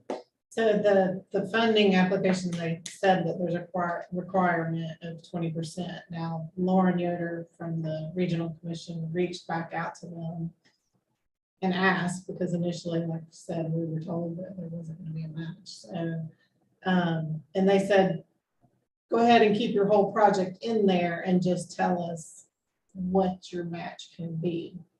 So, And then you just keep it in there and tell them our match can be 250,000. 250? 200. Or 200,000. Okay, well, that's. Yeah. so that's what. That's what, so that's what we need. Right, so that if we, whatever number you all agree on, then we'll just keep the whole project in there. Yeah. Maybe change Try to prioritize. priorities, like, phases, because it's probably, Because right now. like the Brian- tank is Yeah, Brian priority or phase 1, Phase so we one. probably have to reverse some things, but in case they chop part of it out. But I don't think they will. I think they'll just probably, if we get anything wrong, I think they'll just give us some amount. They're not gonna pick our project for us, I don't think. But I don't. Sounds good. Okay. Yeah, I think that 200,000 sounds like a good amount, we can come up with it. Based So on we the use- message you gave us, yeah. So we use SPOS, we use ARPA money and the remainder out of general General fund fund. from that, okay. All right, so we have a motion, Second. Scott seconds. All in favor, unanimous? All right, now we come to the discussion of the alcohol ordinance and proposed amendments. Bill Turk and Spencer, I'm sorry. We had talked, and Kyle, they had come and request that we reevaluate our beer and wine permits for town, because I believe right now they can only be consumed indoors. Is that the, and they're wanting to have an outdoor venue. And I know there are places like in Clayton, U Joint has an outdoor seating area you can consume alcohol in. And I believe some of the ordinance around that, I think Clarksville is very specific that you have only, for example, you have limited access, and at each one of those areas where people can walk through, you have a sign that says no alcohol in these premises. So they've asked us to reevaluate and look at our ordinance, see what we can come up with, what we think would work best for the town. The ordinance we've got now has been in place for, I want to say 10 years or more, and we haven't really had any major issues with it. So Linda pulled together the packet that y'all have in front of you. These are just ideas that we can, for us to toss around and look at. So, Our existing ordinance restricts it to indoor, I'm fairly certain what it says here today or something. Okay. So that's the reason they had to add the porch on at the grill way So- back. So if it's a covered area, it's okay. It's just open sky. That makes sense. Yeah, it has to look exactly how it's worded, but it didn't allow what they were looking for sure. And then it doesn't address some of the more recent things like farm wineries and, you know. Yeah, so it probably just Great, hanging out. needs to be updated. Yeah, I mean, that's stuff that didn't exist when this ordinance was. And I believe they also wanted to look at the percentages because of the way that they're gonna be set up. I know, I'm pretty sure Clayton is a 50-50 deal, 50% food, 50% alcohol. We're 60-40, I believe. So they're asking for us to reevaluate that as well. So, and anything else you guys want to add, please do. Well, the other thing, and just so you guys understand, this is a family-oriented place. It's outdoors, it's for fun, there's games. It's a venue type place. Wanderers upstairs at a retail store. And we're downstairs. Now, this will all be gated. So that there'll certainly be a boundary line in the backyard. And part of it is we're trying to get people outside. Those people are coming up here anyway to hike and be out. So if it's a pretty day, we'll have this adventure zone or adventure area where people can sit and pick a table umbrellas. Just enjoy themselves with games for the families and the kids. So they might drink a beer or sip on some wine. If it rains, they'll be in the pavilion. So we were asking for the ability to have that flexibility as far as where they could partake. The other thing that we were interested in, we're trying to promote other businesses, and I think there's close to 30 vineyards, wineries here in Georgia, as well as a bunch all over. So we were hoping to do some tasting also as a special event from time to time. So I'd like to bring these wineries and maybe a draft. They could do a tasting on a special event. Now, especially with the winery, if they do that, their intent is to sell a bottle of wine. So on that special event, we don't want to be a package store. We're not interested in doing that, but if we had a special event, we'd like to be able to help promote or allow them. So whatever someone might want. Well, the question I have is, when it comes to tastings, if they have a proper beer and wine license, would tastings not fall under that? We don't have anything for tasting, you know. But, I mean, but they couldn't. they can serve wine at that point, so I don't think the tasting is the issue, it's for the wineries to be able to sell. To a sell. package Right. Just during that event. Yeah, because if you get a permit, a standing permit for the year, it has to be, it would have to be Tallulah Adventure that has that. But if a winery wanted to come in and do a special event one weekend, you know, a taste of Tallulah, then you would, we would have to have a way for them, because that's a separate business. They'd have to have their own permit or their own license. And we may need to create a way to manage that. And I believe most of them fall under the Department of Ag, most of those wineries in order to sell their volume wine, so. Yeah, and there's state regulations that we'll have to follow as well, and we could easily do that. I don't think there's a reason we can't focus a ordinance to craft beers and local wineries, and we can define what local is, we can define what craft beer is, and create a situation where we're not selling Budweiser to teenagers as they're heading home on the weekend. So, that's not our. I know that's not y'all's fault, but we want to make sure that someone else doesn't come, you know, we got to craft everything for everybody for future use as well. So who would write this? Would that be Warren or would it Can we copy from another city? That's what these are, this all That's came what all from. these others. are. So Warren hasn't gotten it yet, well, he's gotten it, but I haven't told him he can do anything with it yet. I mean, You know, it was just kind of to get it out in front of you and see if you look, if there's anything you all like, don't like, and then. well, based on what you've given us, what they're asking for falls either under catering or craft beer and wine market. Either one would allow sales on a limited basis. This is an our ordinance, so. No, Yeah, but okay. we Yeah, could, This is what we could. we amend could it. use this as a guide.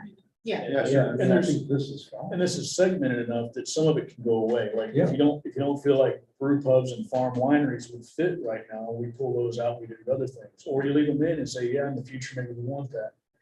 And you set up for it now, There's a lot of ways this can go, and I mean, you know, I can draft it. It seems like on some occasions, the planning and zoning commission is looking for some direction, or something we do like this, so maybe, I think the way our zoning ordinance is structured, basically, it's going to through them anyway. I'm not saying this is in zoning, but they fall under planning. What's your time frame? wasn't planning on that. We've been working on this and hoping, I mean, I think we would qualify, we're in the process of just getting the standard beer and wine Yeah. license. We have a lot of wineries and very interested in doing something. So we're hoping to get it soon. Are you looking to go even beyond that and do something like Moonrise? or Well, something the like Blue that? Rise, well, that's liquor, that's distilled spirit, so no, we don't have any interest in that.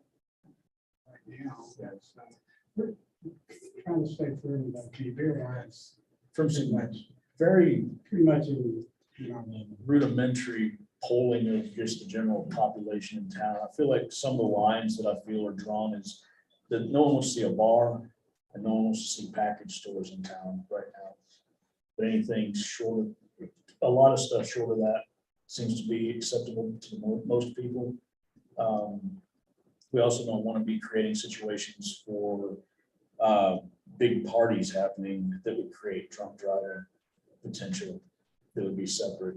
So like big, what is it? The motor thing that they used to do in Mountain City. Might not be. Warrior Dash. Warrior Dash. Something like that might not. Tough Mudder, that's what I'm saying about. Warrior Dash. Those might be, I don't know. I don't know what the public would feel about one in that range, but I feel like we're outdoor venues and having tastings and craft beers everybody seems to be okay with that, even to the point of allowing for hours and individual wine sales. So. I mean, based on what they're trying to achieve, it seems to go hand in hand. So giving it, running it through a process that would allow more public input. Yeah, and I'm not saying that this is, zoning and sense of that, but we do have a board that can tackle these. They got two things they're working on. Right. They're doing sign ordinance. Or I can just draft it if you tell me where it is you want. It's probably the simplest way. Let's know that. Okay. So is there anything in this, or do y'all want to wait for a week, or wait a little while, and then y'all weigh back in and tell us what y'all's input is, what won't work, what, did you like the whole thing? We'll hand it over to Warren, if there are parts of it you don't want. I like everything I'm seeing here. Okay. And then we can get you some drafts before the next meeting, and then by the next meeting, we. And if you don't mind me asking, what city is this from? It's a combination. It's a lot of it's from Clayton. Okay. And then there's some from Gainesville, some from Milton. Okay. Okay. There is one word we would like to take out on that special event alcohol permit. Which page is that? It's number 4. Number 4A, the very last sentence. Page 5. Yeah. Yeah, just an establishment that holds a current on-premises consumption license. Instead of may not, we would like to say may receive a special event alcohol permit for package sales. Off-premise consumption. That's our intent. That's, I don't think we get any wineries tasting if they couldn't sell. To me, I think I think that's what this is saying, is that you guys wouldn't be able, if you had an alcohol permit for daily use, you guys wouldn't be able to do package sales, but someone coming in would be able to, with that language. Well, actually, under the restaurant, that's in there too, to do limited package sales Oh, okay. for a restaurant. So y'all Well, so would if be, that's adopted, then we were operating under the assumption that wasn't introduced, so. Keep that to the spirit of it. yeah, I think that, Never mind. Is the definition. that's in 11, But is the number 11. definition of that, though, package sales would be hard.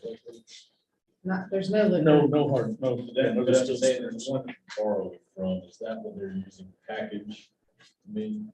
Mhm. No, it's beer and wine. This beer and wine. Okay. So for us, I Actually, think we the need to most find pressing is the patio open air sales for us to open. Other than that, we will qualify as an eating establishment where we have a full service kitchen.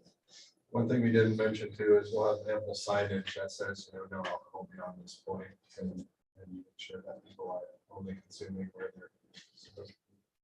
And a barrier between the yard and the climbing area. So we'll have a barrier up so that there won't be alcohol allowed over where the climbing is. And that's covered in 50. And they won't be able to get from your area to the park. That will be a There will be, barrier of some it'll be kind, a or- barrier anywhere. There will be gate, but there will be signs that say no. It'll be monitored. Have it worked out with the park, they're gonna allow us to food trucks in. So there'll be a gate that will open, and close the gate. And then when we're open, we'll have a gate that they can come through, but there will certainly be a gate, there'll be signs, you can't. Yeah, no alcohol. Because I know that one thing we'll have to consider is we do have an ordinance about open containers in town in public areas, like walking up and down the street, you can't have an open beer can. The state park's not gonna want alcohol in open containers wandering around on their side either. And then we've also got other ordinances that prohibit alcohol in certain areas. So keeping all that in mind, crafting this, having a barrier, putting in the wording so that other people as well that come in later down the road have to follow the same. Just be limited to their venue area. State parks got it, state law 12-10B. Yeah. So we don't want to be And the barrier Infighting. is. So yeah, you guys, go ahead and y'all read through and then get back with us. We'll let one know which direction to go, whether to take all of it, kick some of it out, or put on and have something for you guys to review by next meeting. Thank you, we really appreciate that. We're working hard to get, we're not saying this officially, but we think we're gonna be right around June 15th. We've been shooting for the June game, but it's really happening. What we had a 2-hour meeting with Wander today, marketing and projections. They're building a loft on the first floor, and they've started that, so they'll finish the work. Looking hard to get our kitchen down. We've ordered most of our equipment. The pavilion's well on its way to being built, so it's coming along. Having this here is already starting to show signs of providing jobs for some of our youth in the future, because Wander's already said, yeah, we'd love to hire people from around the area. So As will the cafe and restaurant. I'm sure y'all would too, So so. I'll share this, Wander gives 1% back in their total revenue. They said that it would come. They indicated a few places, but I don't want to speak. No, so It let will them, come back. let them have their. So it's good stuff. It's good stuff. I'm curious about signage. Have you applied for sign permits yet? That was part of our meeting with Water, because we both have our own logos, so we're gonna put some signage on the building, and then we share a sign, where the existing sign is. We'll clean up the junipers. We cut the trees down and see how the visibility would be. We're gonna have to cut the junipers back more. And then we're trying to figure out if it'd be better for, maybe by each other or on top of each other. We're in that process. I think that we'll have a sign permit probably within a week or two.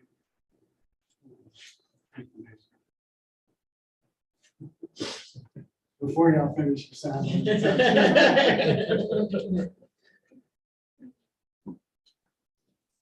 All right. And So those do come. But I'll be honest with you, our signs, one of the things that we all talking about is that we want it to be blend in with the park. We don't, we're just trying to stay natural. Everything is still encouraging. We know why people are in the area. So that's really who we're trying to serve as locals. And then, of course, we think we have heavier visitation on the weekends. And certainly in the summer, so it'll be a seasonal. I'll be able to tell you a lot more about what I know in a year. And what I didn't know. Okay. All right, since there's no action to take on that, we'll go ahead and move on. The Verdinos submitted their application to come back and do work for us, so need to get a motion to have Verdinos come back. Scott makes that motion. Craig seconds, all in favor? 3-4, any against? Joey abstains. All right, so that passes. All right, we need to set some dates for workshops.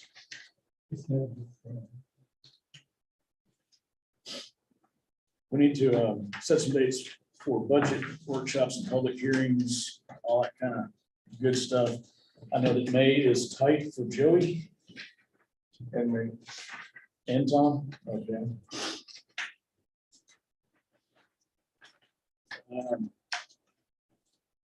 When's the next meeting? The next council meeting right now is scheduled for the 5th of May. So the time on that may need to shift. We're still trying to see. We've got that hearing coming up. Then we need to get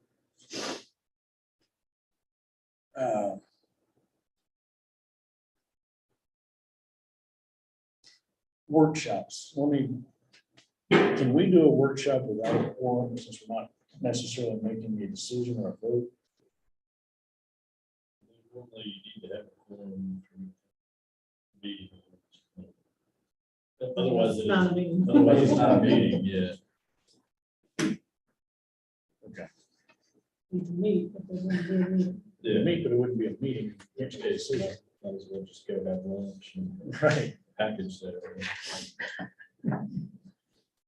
Okay. Yeah, my May and June are fun. Soccer games for my youngest. Let's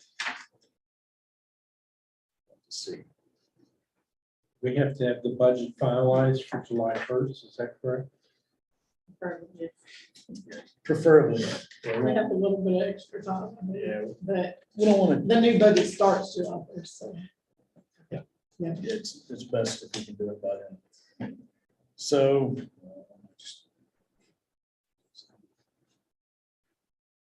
Now, it doesn't have to be a Thursday.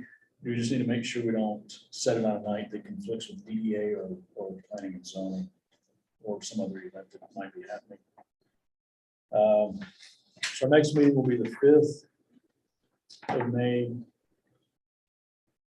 Do we want to try to get a budget meeting in before the end of April? I don't know that that's desirable, because we still need to get our police and fire to submit their budget requests.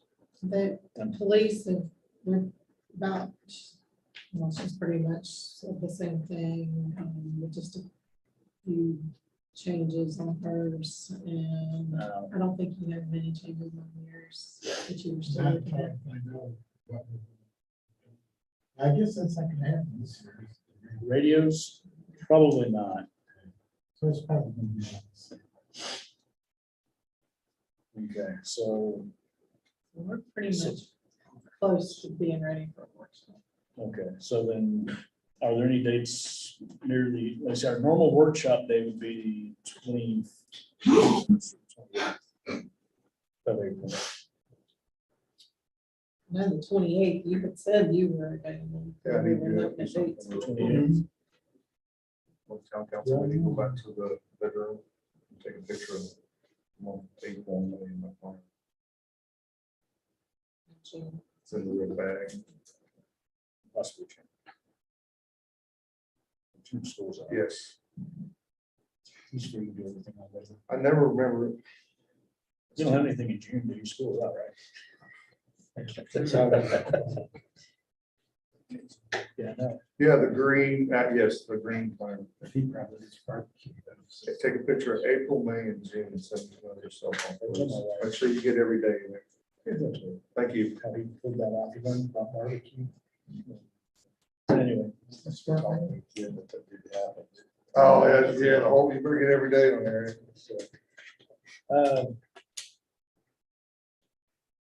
So right now, Joey could do the 28th. You could do the 28th. Could you? On the 28th, okay. Real quick, before they escape too far, Bill, are you gonna hang around just for a little bit? Okay, so mayor's comments I want to talk about, which. April 28th? Yeah, April 28th. No, I'll be in Savannah on the 8th grade trip. From the 21st. And as soon as I go back, I gotta go to county with RP. So I'm not waiting for like 10 days. So you're gonna be on the 21st. Monday to Sunday is when I'll be going. 25th. So it'll be the 25th through Tuesday on the 21st. the, Joey won't be available on the 21st. On when? April 21st. Yeah, the 21st, I will be right now. It looks like I would be. So 21st, Scott? All right, 21st. All right, 21st, that's workshop. Workshop, budget workshop. What time? 6 o'clock works for everybody. I can do earlier, but I don't think Scott. I can, I've got flexible. Okay, I don't know about Joey. 5:30, best time to do. 30 minutes early. 5:30. Sounds good. Dark. Okay, 5:30. All right.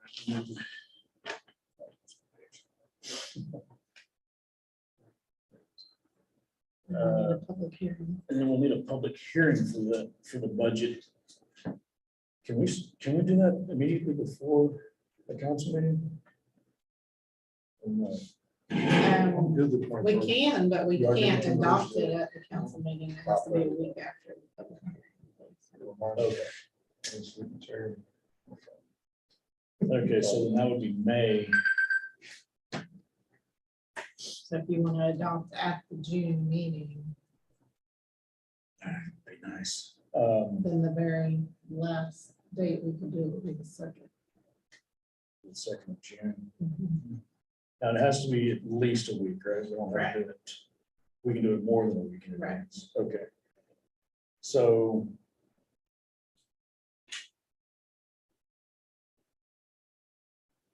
What does May look like? Like the 26th? No, what? It's my birthday. But no, When is Memorial? Our next meeting is Memorial Day. Well, it's the 30th. I'm sorry. Yeah, that's what, What's that? I've had that joke already. Cinco de Mayo. Cinco de Mayo. Celebrate Cinco de Mayo. Yeah, we are. Celebrating it here. I don't know what's in your All solo, your red solo cup. May. All right, come on, May. So Joey, you're the one who made it tied up. So what would be, the first part of that. In other words, if you got to count somebody and figure it out. right, but we do have 3 others that will be. But you won't, would you be available the 19th to the 26th? 19th to 26th. Let's go 19th. Good on 19th. The 19th of May, or graduation weekend, I think. It is, graduation's the 20th. All right, I can do. I don't have my graduating one. I do. Congrats. Yeah. Oh, yeah, I can do my 19th of May, but I don't know how that's. gonna that whole, impact- your whole weekend's gonna be ceremonies and family. Yeah, I don't. I'm in It's Mississippi. basically a public hearing when you just need a quorum. Looks like we'd have 3 available if Scott was tied up. It had to go. So we're already meeting on the 5th, right? We need another one? We need we're meeting on the 5th for a regular council, meeting, but we need a public hearing for the budget. Once we adopt on. And that's what would be the 19th, and then we can adopt the, I've got the last 2 weeks of May open. We can go to the 26th, it would be after graduation at that point. I mean, I'm wide open. I don't know how that 26th, graduation is gonna impact 26th, me. 6th. okay. 26 at 6 then, okay, let's make it. So May 5th is 5:30. No, April 21st is 5:30. May 5th is going to depend on, And then, Right now it's at 6. But I'm not yeah, sure. it may change to later. What was that one? April April 21st. 21st. And 5:30. In June, we have a regular city council. June 9th. Should be June 9th. Okay. And so we'll be back. on That's when we'll adopt the budget, hopefully. Yeah, that'd be nice to have it adopted. June. June 9th. All right, good to June. Good deal. So What that- time did we say on the 26th? Is it 5:30? 6. 6. Or later.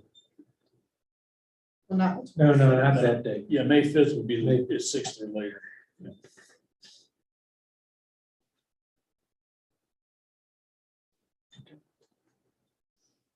All right. Settled. All right, let's move on to our speed ordinance. We got this today. This, with the highlighting on it. I know that there have been some inconsistencies between road signs and what DOT says we can run radar on. Quick question, Tanya. On this second page, they're calling it Old 441 from Highway 15 to Highway 15. It's 0.3 of a mile. Are they talking about Moss Street, basically? Because that was the old highway.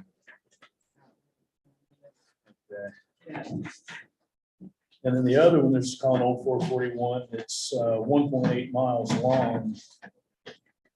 That's the other I side. think it's Torroya Circle or, no, yeah, that's the only other. Oh. What's the points they're out there? 15 would be on, because that is actually a state road, is on, is this one right here, State Road Loop, 15 loop. Yeah, it's the one around. Yeah.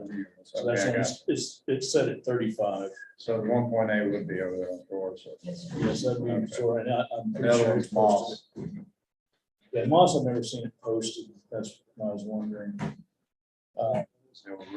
It is the old road though. Okay, and then do you know why so many different speed limits, other than the 25, I know where that is, but on Tupelo Village? I figured it'd be all one speed until you got to the plant. It's not been posted right. The county's actually coming up with the signs up for it. Okay. Well, then, Not Some- done right. learn something every day.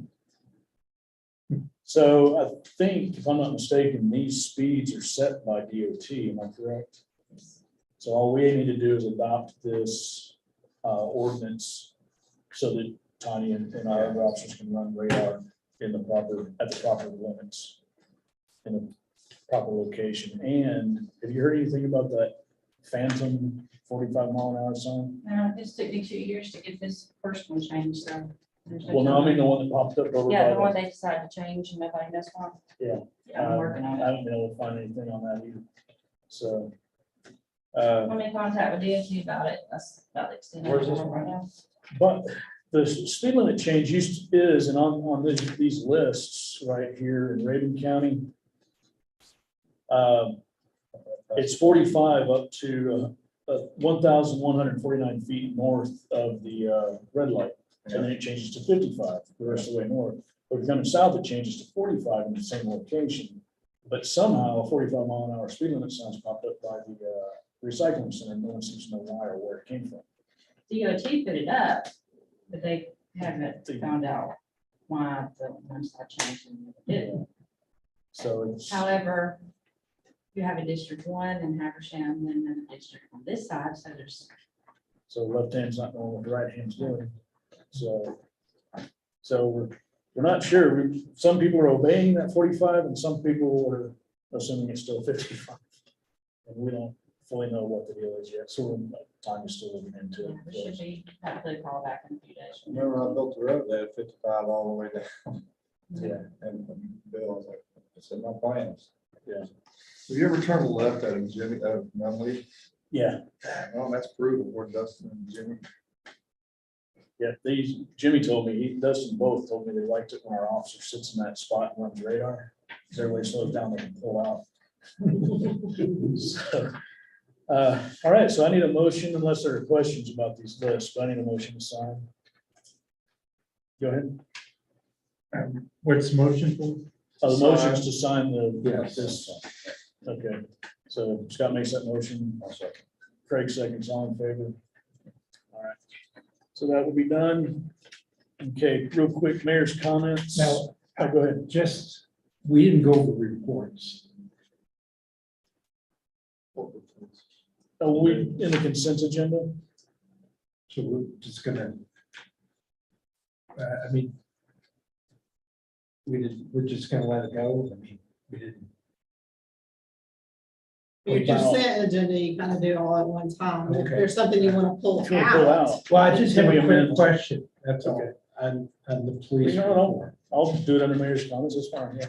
No, I'm sorry. No, that's, I'm still. no, Getting used to it. that's fine, I yeah. apologize. First of all, Tanya, your comments at the bottom of Greg, I really appreciate those.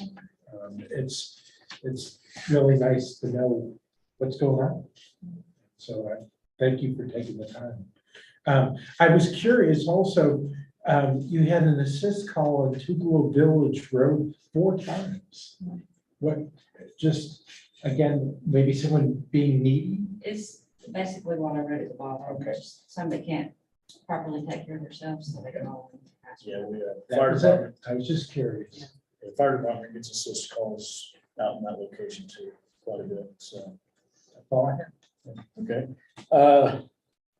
update the tree over by the city's property has been taken down. Bluegrass has started back up. We're still looking for people. We had a young Jonathan for us last week. We had a good time. We had a pretty good turnout, about 100 people or more showed up, so we had a pretty good turnout.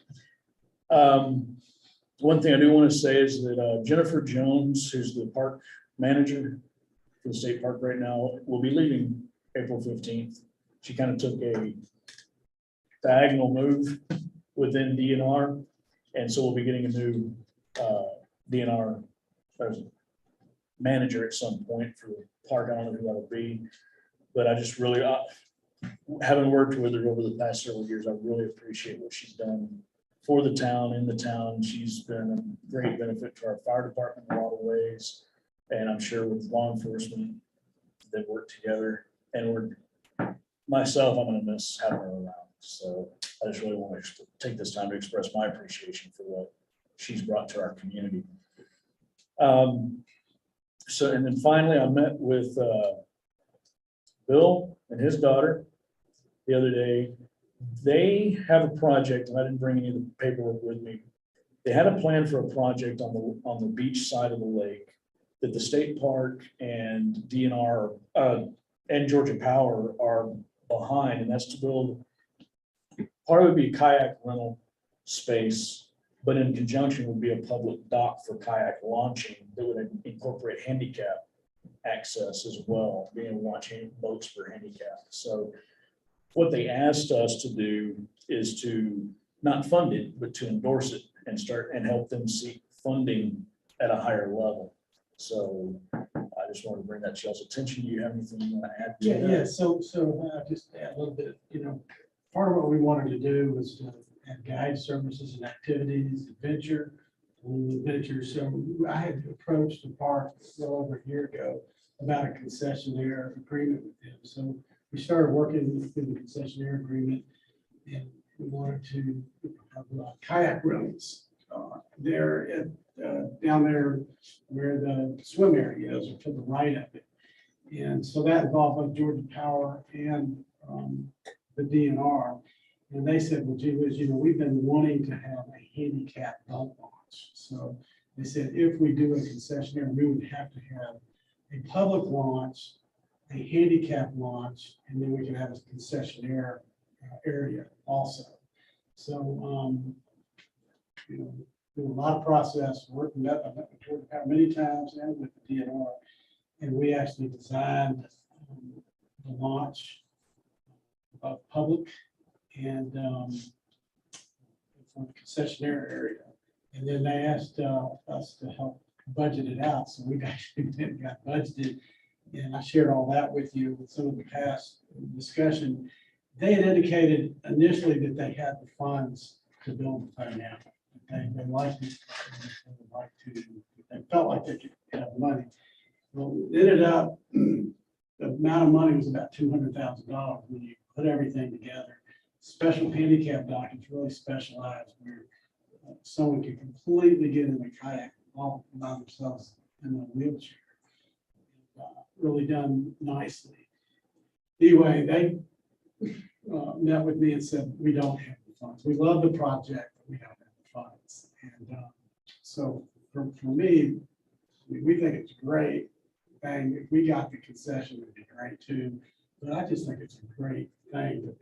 There's no way we could put $200,000 in it ourselves to a concessionaire thing. And the concessionaire agreement would only be 1 year. That's how it works for the park. So they understand that. So if I had a contract with them, it'd be a 1-year contract. So it wouldn't be a very good business decision to put $200,000 into it. I mean, I'd love to help. We'd love to put some money into it, but we think it's a bigger project. And that's why I wanted to talk to you, because I think really the towns should drive it. If you want to do it, I'd be glad to be behind the scenes and help. I think the school, the Little Falls School would be very interested in it, because then you could have boats already for when students came, or they could have more time on the lake instead of hauling them. And, so there'd be something for the, for people that are at the park, something else for them to do. But anybody that, any locals, they have a place to launch their boat. And then if they're handicapped, great thing. So I think it's a good thing, and we sketched the whole thing out, and we budgeted it out. And again, we jumped through all the hoops for Georgia Power's approval and the park's approval. We just don't have any money. Your GoFundMe page. Well, that's what we would do, but I'd be glad to help with that, but I wouldn't want to take the next step unless the town is behind it. I mean, we got the DNR, we got Georgia Power, but I think it would be important for the town to do that. And it sends cars over there to pay the fee, which helps the park. Yeah. Parking fee. Instead of coming over here and not paying. Right, it could potentially reduce the impact. Right, on our location. I mean, I think Governor Kemp, this area is very near and dear to him because he went to camp, my camp. And Bo Hatchett, Bo Hatchett, he grew up with my son. We could go talk to Bo and state reps. But again, I don't think I'm the one to drive it. I'm glad to help, kind of be behind the scene, but I really think the mayor, y'all, or the DDA, maybe a great project for the DDA to take it on. And I'd be glad to spend more time and help. I mean, to be transparent, it needs to be benefit for us. Nobody's gonna get rich running a kayak rental facility. I just think it's, for us, overall, it would be good for business to do something else for people to do. And it'd be great for youth, for a job, for but we don't see it as being a big money maker. Where is the next wheelchair accessible boat launch?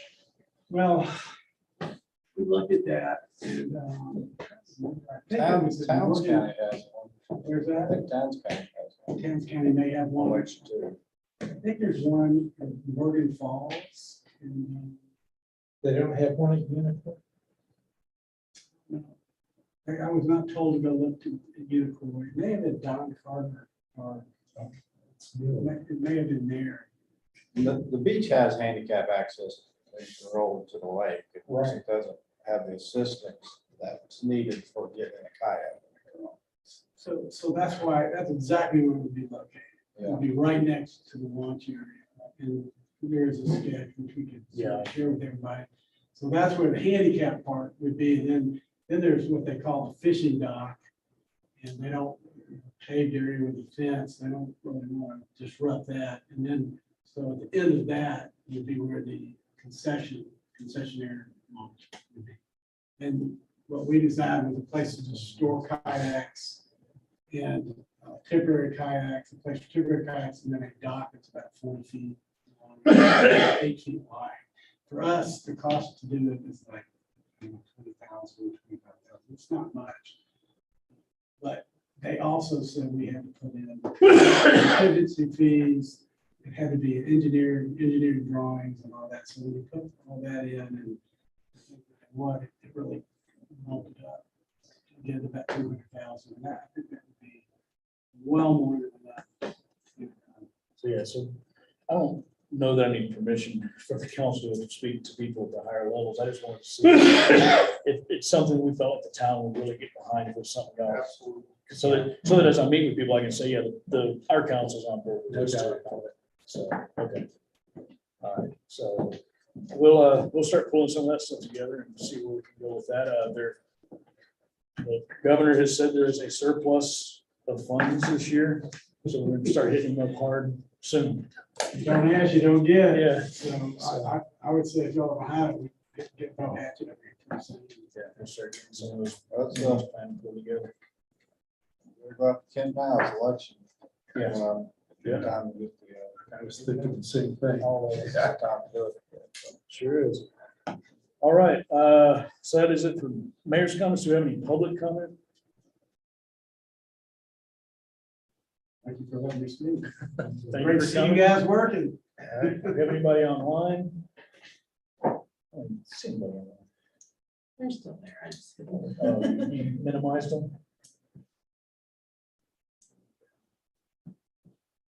Looks like anyone's wanting to speak up. Okay, if there's nothing, no public comment, then we need to, well, the item we were talking about funding, do we do that in executive session or do that out of executive session?